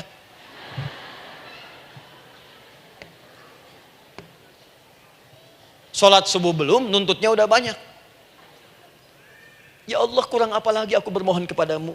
Sudah aku meminta sekarang, sholat subuh aja belum. Jadi mana keadilannya? Jadi yang pertama, respon seruan Allah, disitulah Allah pun akan cepat merespon apa yang kita kemudian butuhkan. Jadi yang pertama lewat sholat ya Bu ya. Ingat sholat. Dan sholat itu tadi dari 4 posisi saya ajarkan yang pertama saja satu. Supaya nggak terlampau panjang ya. Berdiri Bu. Saya ajarkan satu. Setiap ibu dalam keadaan berdiri dan membaca Al-Fatihah. Pada kalimat iyyaka na'budu wa iyyaka nasta'in. Ingat pada kalimat iyyaka na'budu wa iyyaka nasta'in. Maka sertakanlah di hati kita apa persoalan yang dirasakan untuk bermohon kepada Allah. Saya ajarkan cepat. Kalau ibu mau belajar lebih detail, ikuti kajian kami di fikih sholat. Sifat sholat Nabi SAW. Nanti saya terangkan semua dalilnya. Insya Allah sepanjang yang saya ketahui. Baik. Dasarnya ini. Dasarnya. Quran surah ketiga. Ayat 38 sampai 39. Dan dikuatkan nanti di hadis qudsi. Ibu kenal Nabi Zakaria? Ya kenal ya. Ya selamat lah Bu. Alhamdulillah. Episode ke-15 kenal Nabi Zakaria. Luar biasa. Alhamdulillah. Nabi Zakaria punya persoalan, sudah berumah tangga, belum ada keturunan, fisiknya sudah letih, rambutnya sudah memutih, dan mohon maaf istrinya divonis menopause dan mandul. Secara medis klinis. Apa yang beliau kerjakan? Sholat. Dalam sholatnya bermohon kepada Allah. Perhatikan permohonannya. Qala rabbi habli min ladunka dzurriyyatan thayyibah. Ya hunalika da'a Zakaria rabbah qala rabbi habli min ladunka dzurriyyatan thayyibah innaka sami'ud du'a. Ya Allah, aku bermohon kepadamu, anugerahkan aku keturunan. Semua mengatakan aku enggak mungkin punya keturunan. Hanya Engkau yang tidak punya batas dalam pemberian. Engkau pasti mendengar doa saya. Kalau pada yang Maha mendengar tidak mengabulkan juga, lantas kepada siapa lagi aku mesti memohon? Doa ini dipanjatkan oleh beliau dalam keadaan sholat. Sedang berdiri dalam sholatnya. Jadi ibu maaf ya, tolong jangan salah berpikir. Semua nabi dan rasul, orang soleh sebelumnya itu sholat. Cuma kita lebih sempurna gerakan dan jumlahnya. Sempurna. Orang dulu sholat. Nabi Musa sholat. Quran surah 20 ayat 14. Nabi Isa sholat. Quran surah 19 ayat 31 sampai 33. Nabi Ismail sholat. Quran surah 19 ayat ke-55. Semua sholat. Sholat. Nabi Zakaria saat punya masalah, sholat. Dalam berdirinya minta dalam sholatnya. Dari mana Ustadz tahunya beliau minta dalam berdiri dalam sholat? Ayat 39-nya baca. Quran surah ketiga ayat 39. Fanadatsul malaika, maka doanya itu dijawab oleh Allah. Datang malaikat menyampaikan jawaban. Wa huwa qaimun yusalli fil mihrab. Sedangkan beliau masih berdiri dalam sholatnya di mihrab. Masih berdiri dalam sholat. Sholat. Di dalam sholat itu minta. Makanya semua bacaan sholat itu permintaan isinya. Dan dikabulkan oleh Allah. Anallaha yubashshiruka bi Yahya. Allah kasih kabar gembira, engkau akan punya anak, langsung namanya dari Allah Yahya. Artinya hidup yang mustahil menurut manusia. Lahir dari rahim seorang perempuan yang divonis menopause dan mandul menurut medis. Kata Allah tidak ada yang mustahil bagiku. Lahir dan hidup dia, Yahya. Kapan terjadinya? Sedang sholat. Kapan saat sholatnya? Berdiri.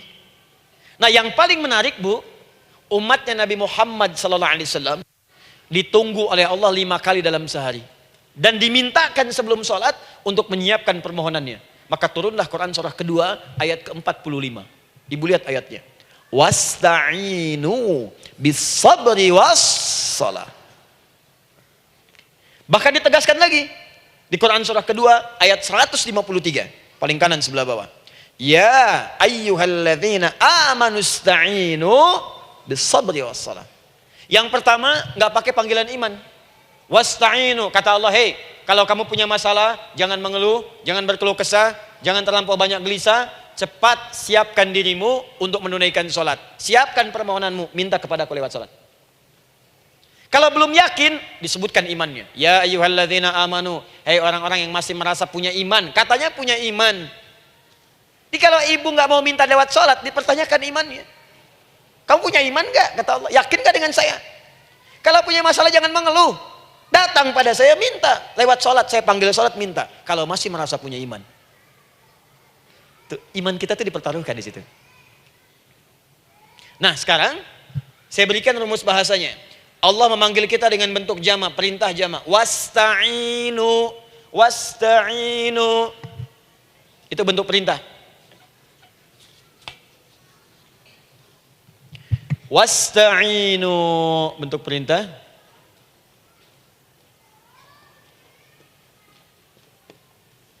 Wasta'inu. Dan jika kalian, perhatikan cara menerjemahkannya, dan jika kalian punya persoalan dalam hidup, punya kebutuhan, maka bergegaslah siapkan dirimu untuk minta kepadaku solusi. Wasta'inu, dan mintalah oleh kalian pertolongan, solusi. Bisabri wassalah. Pertama, sabar dulu. Sebelum sholat, sabar dulu dengan itu. Tahan dulu, terima dulu. Jangan mengeluh, terima dulu, nanti dalam sholat minta solusi. Itu maksudnya. Punya masalah sekarang, jam 9 lewat. Sabar, tahan dulu. Koreksi diri, istighfar, nanti zuhur minta. Atau duha sekarang sholat, datang ke masjid, sholat duha minta. Tahiyatul masjid minta sekarang. Sabar, ini sabar, terima dulu. Jangan mengeluh, sabar, ingat, terima, sabar. Karena Allah mustahil memberikan ujian masalah kalau kita tidak sanggup menerimanya. La yukallifullahu nafsan illa. Saya sering katakan Bu ya, maaf kalau kalimat ini mungkin kurang berkenan. Tapi kalimat ini nyata. Kalau ibu sekarang punya masalah seberat apapun, itu artinya hanya ibu yang sanggup untuk menerimanya. Saya tidak. Betul, karena itu persoalan itu dititipkan kepada ibu, bukan kepada seorang bernama Adi Hidayat. Ibu yang dipercaya. Ya, ibu dipercaya oleh Allah. Kenapa ibu tidak yakin dengan itu? Karena cuma ibu yang bisa mengatasi. Ibu yang mampu, saya tidak. Karena itu dititipkan pada ibu. Kaidahnya la yukallifullahu nafsan illa wus'aha. Allah nggak akan berikan beban ujian masalah kalau dia nggak mampu. Artinya kalau saya nggak mampu, saya nggak dikasih. Ibu mampu, ibu diberi. Jangan mengeluh. Kenapa mesti saya ya Allah? Kamu mampu. Ya Allah, why me? Why not? Kamu yang bisa. Nah sekarang, wassalah setelah terima itu, tapi juga jangan terlampau kepedean. Memang cuma saya yang mampu ya, bikin status. Kemudian sholat, kita akan katakan, ya Allah, Engkau perintahkan saya untuk minta tolong. Sekarang saya akan minta kepadamu.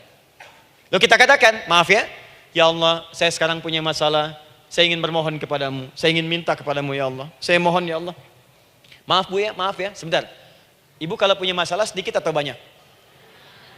Banyak. Yang punya masalah ibu saja atau anak juga punya masalah? Kadang-kadang, bukankah anak yang punya masalah ibu yang minta? Bukankah suami yang punya persoalan ibu yang bermohon? Kan? Karena itu, kalau kita ingin memohon kepada Allah dengan persoalan yang kompleks mewakili yang banyak, maka pertama kalimatnya diawali dengan huruf na. Berarti kami, kita, semua. Jelas ya? Nah, ibu ingin robah kalimatnya minta tolong. Kata Allah, minta kepadaku pertolongan. Wasta'inu. Ibu ingin robah menjadi bentuk permintaan. Rubah kalimatnya menjadi nasta'in. Nasta'in. Nasta'in.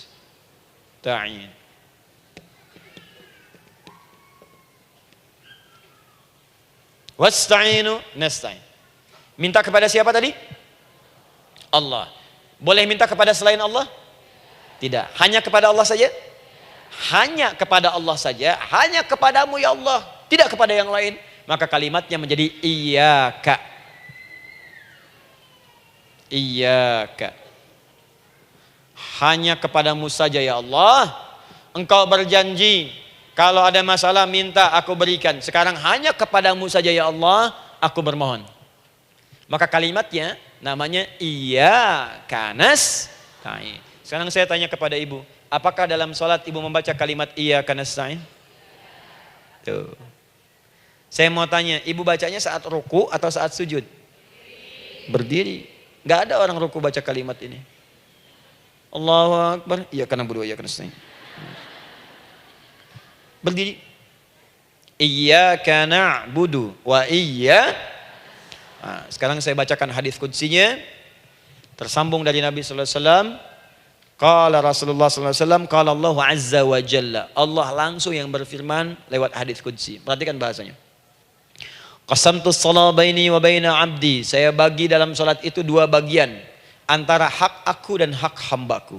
Wali abdi ma sa'ala, dan jika benar hambaku menunaikan kewajibannya dengan baik, menjaga hak-hak aku, maka pada saat itu apapun yang dia minta dalam sholat aku akan berikan. Apapun. Kapan itu terjadi? Perhatikan kalimatnya.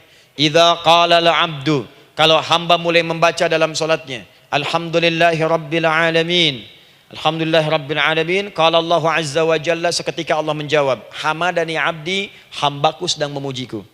Ibu ingat baik-baik Bu ya, ingat baik-baik. Setiap ibu baca Al-Fatihah dalam sholat itu Allah memperhatikan dan menjawab bacaan ibu. Tadi masih ingat ketika saya katakan wa idza sa'alaka ibadi anni fa inni qarib, Allah itu dekat. Ya.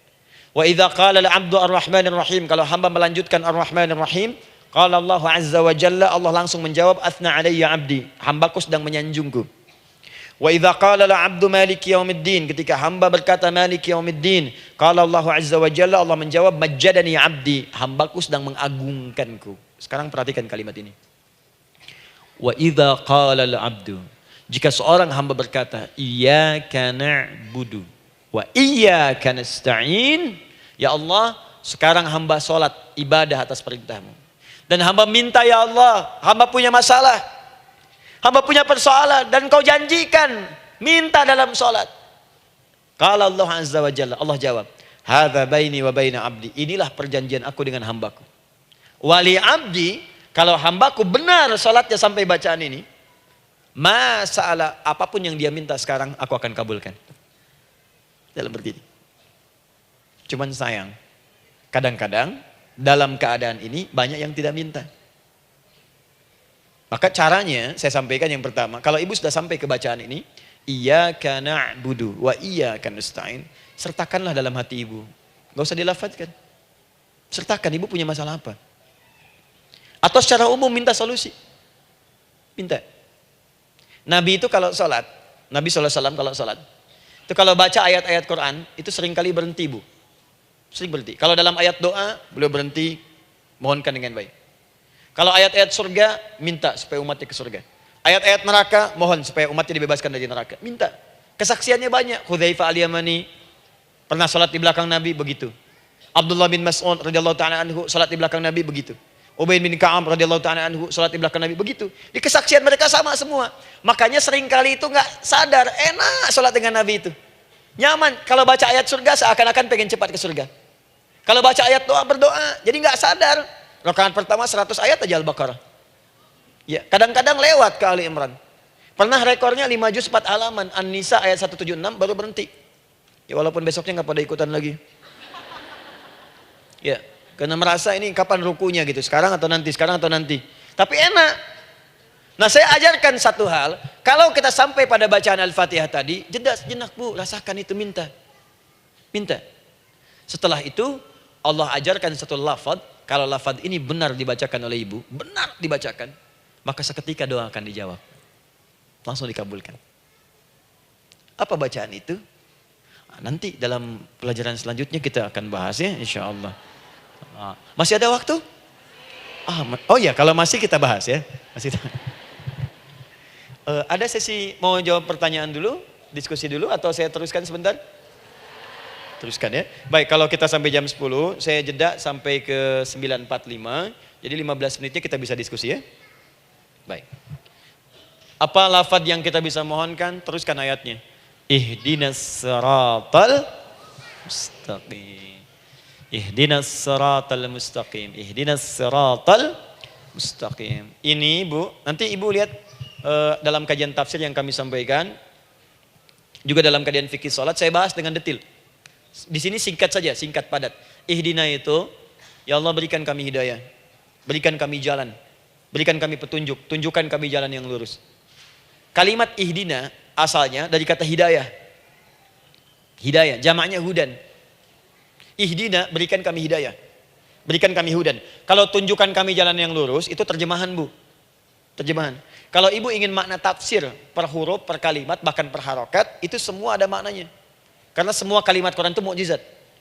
Ihdina dari kata hidayah, hudan, berikan kami hidayah. Hidayah dalam bahasa Arab itu banyak maknanya. Bisa solusi dari semua persoalan. Bisa jalan menuju kemudahan. bisa kesuksesan, bisa petunjuk, banyak. Kalau dikumpulkan namanya hudan. Makanya Al-Quran disebut hudan, karena di Quran ada semua. Solusi ada, petunjuk ada, kemudahan ada. Dzalikal kitabu la raiba fi hudal. Al-Quran hudan. Syahrul Ramadan alladzi unzila fihi al-Quran hudan linnas. Isi Quran semua hudan. Di situ ada solusi. Di situ ada petunjuk. Di situ ada kemudahan. Kalau kita ingin minta semua itu, kalimatnya dikatakan fi'il amr lit talab, permohonan dalam bentuk kalimat permintaan. Ihdina, berikan kepada kami hudan. Kalau sudah mengatakan ihdina artinya minta solusi, minta kemudahan, minta petunjuk. Jadi ketika ibu mengucapkan kalimat ihdinas siratal mustaqim, itu artinya ya Allah berikan kepada kami solusi dari masalah yang sedang saya hadapi. Berikan petunjuk dari persoalan yang sedang saya jalani. Berikan kemudahan ya Allah dari kesulitan yang tengah saya hadapi. As-siratal mustaqim, yang lurus, yang gampang. Karena jalan yang gampang itu lurus, gak berkelok, Bu. Langsung ke tujuan. Saya mau ke sini jalannya belok-belok, gak langsung, kan gak enak. Ibu mau ke satu undangan, jalannya belok sini, belok sini, belok sini, belok sini. Kelokan 9, kelokan 7, kelokan 8. Ya. Kan rasanya berliku. Ibu ingin mendapatkan solusi, tapi dilempar-lempar. Ke sini dulu, berkelok. Sini dulu, sini dulu, sini dulu. Kenapa nggak ibu lurus dapatkan langsung?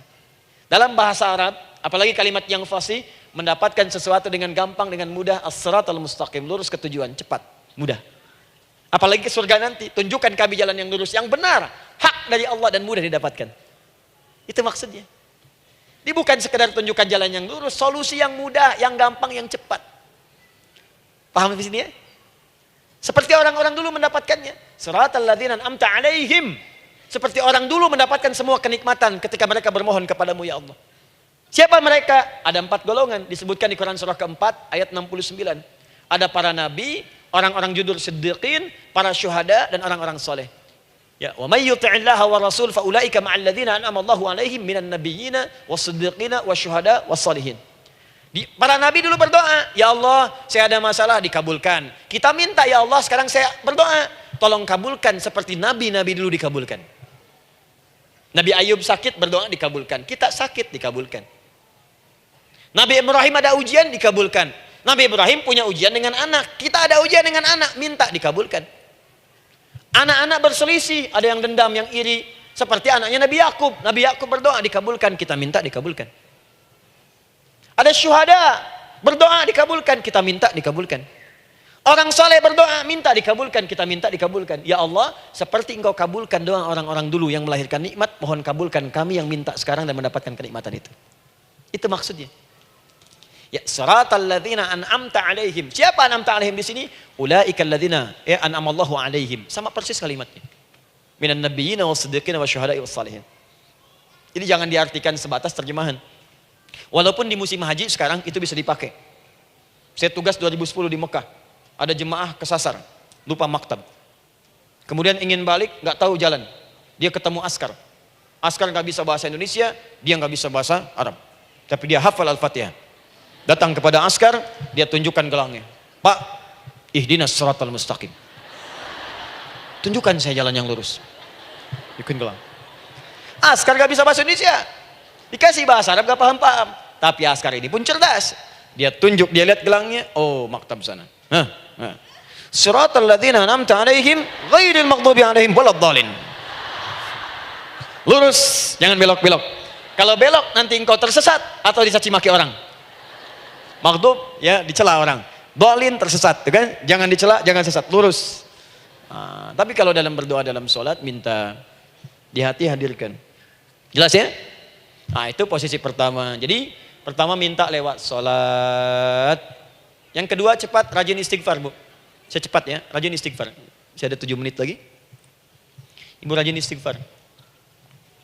Astaghfirullah, astaghfirullah, astaghfirullah, astaghfirullah. Itu yang paling singkat. Astaghfirullahaladzim, astaghfirullahaladzim, astaghfirullahaladzim. Itu yang menengah. Astaghfirullahaladzim alladzi la ilaha illa huwal hayyul qayyum wa natubu ilaihi. Astaghfirullahaladzim alladzi la ilaha illa huwal hayyul qayyum wa natubu ilaihi. Astaghfirullahaladzim alladzi la ilaha illa huwal hayyul qayyum wa natubu ilaihi. Itu yang cukup panjang. Ibu rajin istighfar. Orang yang rajin istighfar itu Itu diantara yang disebutkan dalam riwayat-riwayat adalah orang-orang yang cepat dijawab doanya. Hanya dengan istighfarnya. Jadi dia tuh punya keinginan, dia nggak katakan. Jadi keinginan di benaknya dia, terus dia istighfar. Astagfirullah, astagfirullah, astagfirullah. Itu kalau benar aja istighfar, seketika dikabulkan. Cepat. Ada seorang yang hidup, ini tukang roti. Di zaman Imam Ahmad bin Hanbal. Saya pernah kisahkan ini di beberapa keadaan. Orang ini, itu ahli istighfar. Jadi maaf ya Bu ya, bukan istighfarnya pas ada keperluan aja, bukan. Ada ta'lim Ustaz Adi, sab pertama, astagfirullah, astagfirullah, astagfirullah. Bukan. Besok ada arisan, astagfirullah, astagfirullah. Bukan. Jadi bukan ada keperluan, istighfar bukan. Orang ini membiasa istighfar.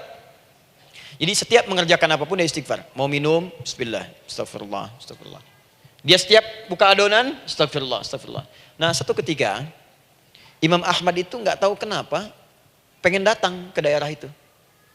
Ya kalau misalnya ibu tinggal di Cicahem, misalnya kan Imam Ahmad tiba-tiba pengen ke Cicahem aja. Terus karena lelah, mampir ke masjid. Istirahat di dalam masjid. Tiba-tiba kata penjaga masjidnya, DKM-nya, marbotnya, ya Syekh, idhab, pergi, nggak boleh tiduran di sini. Kata Imam Ahmad, saya kan cuma numpang istirahat, nggak boleh keluar. Dan dia nggak tahu kalau itu imam besar. Dan Imam Ahmad itu sudah populer Bu, sangat famous, familiar. Cuman orang kan nggak pernah lihat wajahnya, dulu kan nggak ada Facebook, nggak ada Instagram, nggak ada handphone, nggak ada apa-apa. Jadi kalau orang terima Ahmad, ya Ahmad aja kemana-mana. Oh no, Imam Ahmad, dia Imam Ahmad, Imam besar, Imam Syafi'i, Imam besar. Tapi nggak pernah lihat. Sekarang kan udah kelihatan. Ya, udah kelihatan, sekarang banyak. Makanya orang dulu tuh senang begitu tahu, dikasih tahu, Nabi aja ke Madinah Bu. Nggak ada yang tahu kalau itu Nabi Muhammad, kalau belum pernah lihat. Karena beliau di bawah, Abu Bakar di atas. Abu Bakar kan naik kan, untanya Nabi. Nabi Muhammad pas di bawah gantian tuh di jalan. Orang mengira yang di atas unta Nabi Muhammad.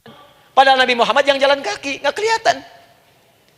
Makanya responnya bola ketika tahu Nabi, senang luar biasa. Minta doa, minta ini, minta itu. Orang sekarang tidak, karena sering banyak lihat di TV media sosial, begitu ketemu minta foto. Ini lain kisahnya, nggak tahu dia, pergi keluar. Kata Imam Ahmad, ya sudah, keluar beliau, nggak mau ribut. Istirahat di luar, di pelataran. Di sini juga nggak boleh. Lihat kalimatnya, barwah, keluar, pergi. Barwah itu kasar Bu. Begitu kemudian didebat lagi, saya cuma di luar.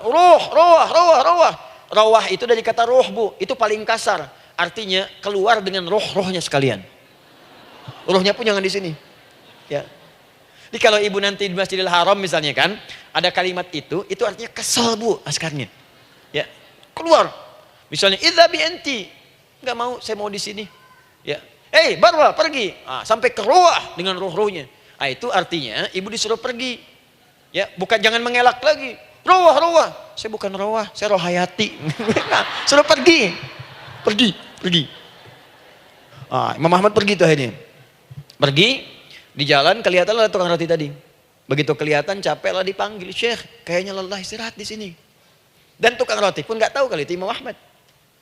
Begitu istirahat, duduk, kelihatan Imam Ahmad setiap buka adonan, astagfirullah. Bikin lagi, astagfirullah. Imam Ahmad tahu faidah itu. Tapi ingin menguji tukang roti ini, ditanya. Ya akhi, kamu ini kenapa setiap Anda menanam adonan itu, tepung itu, Anda mengucapkan istighfar, astagfirullah. Perhatikan jawabannya. Wallahi demi Allah, tidak pernah saya beristighfar dalam setiap aktivitas saya, kecuali Allah selalu mengabulkan doa yang saya mohonkan. Di setiap minta, astagfirullah, itu dikabulkan. Cuman satu yang sampai sekarang belum terkabul. Apa itu kata Imam Ahmad?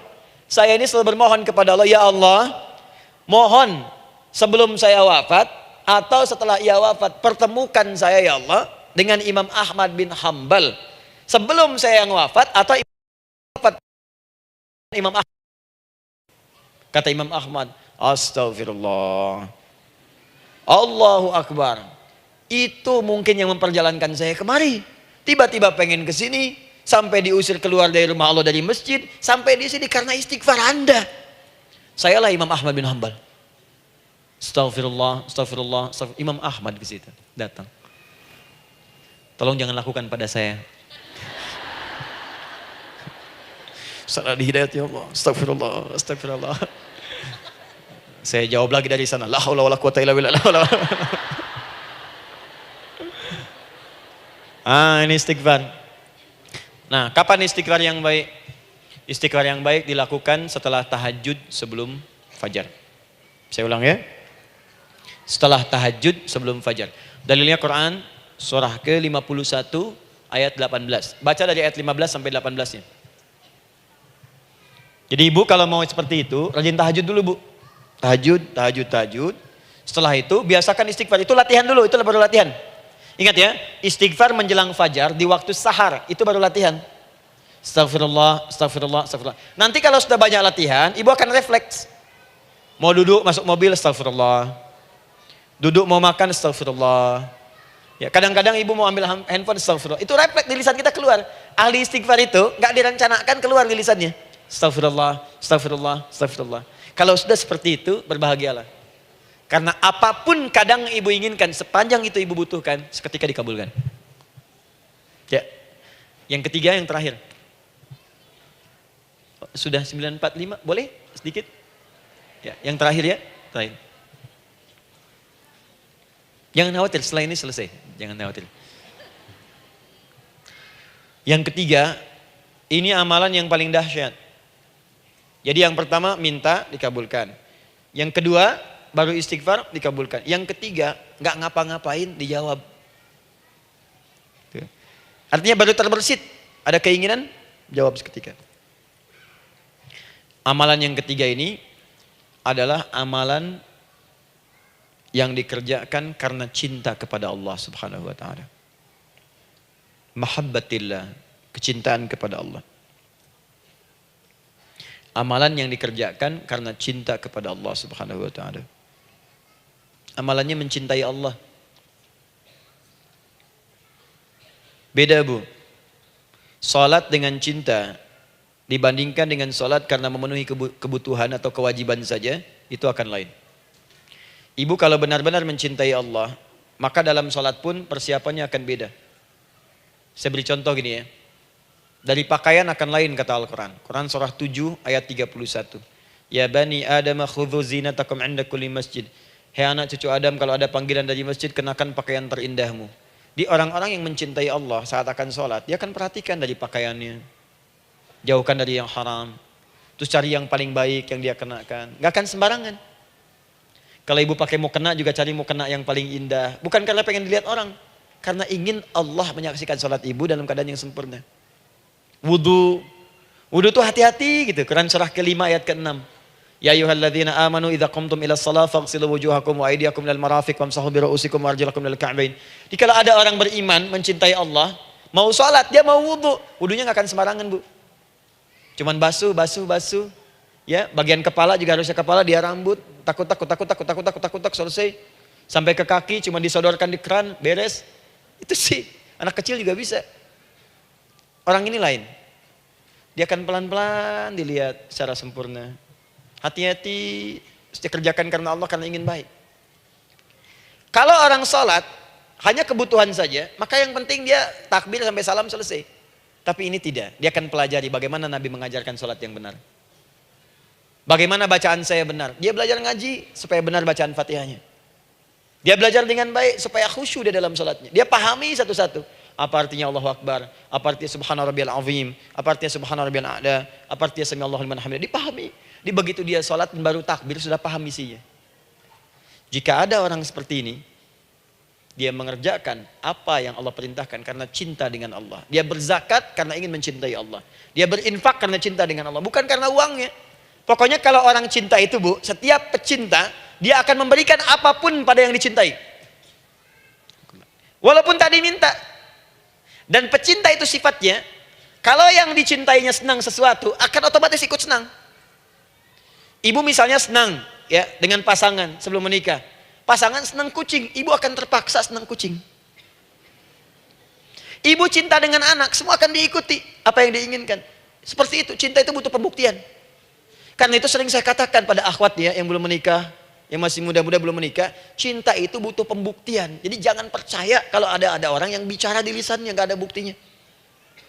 Aku akan seperti Dilan membawamu dalam motorku. Katakan padanya, aku tak butuh dengan rayuan kata-katamu. Itu hanya angin surga. Yang kubutuhkan, tuliskan namaku di buku nikah kita. Wah, catat. Itu caranya.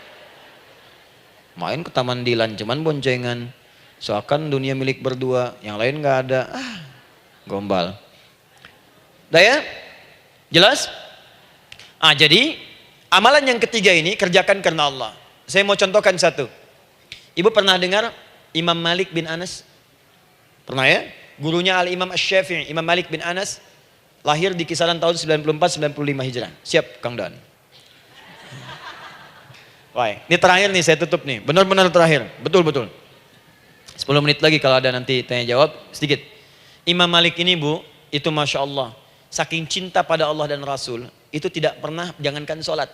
Dalam beliau memberikan fatwa pun akan mencari pakaian yang paling bagus. Paling indah. Dan beliau menjaga adab dalam menyampaikan kalimat Nabi pun itu luar biasa. Sampai satu kali pernah pakai jubah bagus, indah, ada lebah menyengat di kepalanya, sedang menyampaikan hadis, saking hormatnya terhadap hadis Nabi, lebah itu dibiarkan menyengatnya. Enggak mau memutus kalimat Nabi, hadis Nabi hanya untuk mengusir lebah, dibiarkan sampai tersengat. Apa yang Allah berikan kepada beliau? Allahu Akbar. Satu kali singkat, berdiskusi dengan muridnya Al-Imam Asy-Syafi'i. Kata Al-Imam Asy-Syafi'i, ya guru, setahu saya rizki itu dicari dulu baru dikasih. Imam Malik lebih tinggi ilmunya pada saat itu. Beliau tahu ada 8 jenis rizki. Ya Syafi'i, ada rizki yang tidak perlu dicari, Allah berikan. Wah, berdebat tuh sampai berpisah. Setelah itu secara singkat Imam Asy-Syafi'i lewat di kebun anggur sedang panen anggur besar. Tiba-tiba tergerak untuk membantu, datang ke situ bantu. Begitu selesai dikasih hadiah anggur banyak, besar-besar, indah, enak, gitu kan? Ketika diberi itu langsung senang beliau. Bukan karena anggurnya, karena merasa pendapatnya benar. Jadi begitu bekerja baru dapat. Dibawalah anggur ini diberikan pada gurunya. Perhatikan adabnya terhadap guru. Jadi kalau ibu adabnya bagus pada guru, keberkahan dapat, ilmunya pun menghunjam di jiwa. Imam Syafi'i nggak merasa benar, tapi memberikan sebuah jawaban dengan adab. Guru, tadi itu ada panen anggur, saya mencoba membantu. Begitu saya bantu dikasih anggur, dikencangkan kalimatnya. Begitu saya bantu dikasih. Dibantu dulu baru dikasih. Kalau saya nggak bantu, saya nggak dikasih. Apa jawab Imam Malik? Imam Malik tersenyum, tertawa. Tabassama dhahika. Masya Allah Syafi'i, bahasa kita. Tadi itu saya keluar, mau ngajar. Siang-siang terik begini, saya kepikiran, ya Allah, kalau makan anggur yang enak-enak, enak banget sekarang ini. Ada anggur sekarang. Tuh.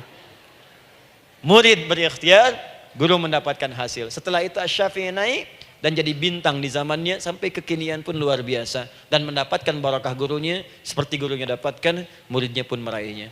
Itulah 3 cara bagi kita untuk bermohon kepada Allah. Jika ingin dipercepat oleh Allah, bisa lewat salat, bisa lewat istighfar, bisa juga dengan menciptakan amalan-amalan atau mengikuti amalan-amalan yang dicintakan atau ditujukan untuk mencintai Allah Subhanahu wa taala. Ibu bisa pahami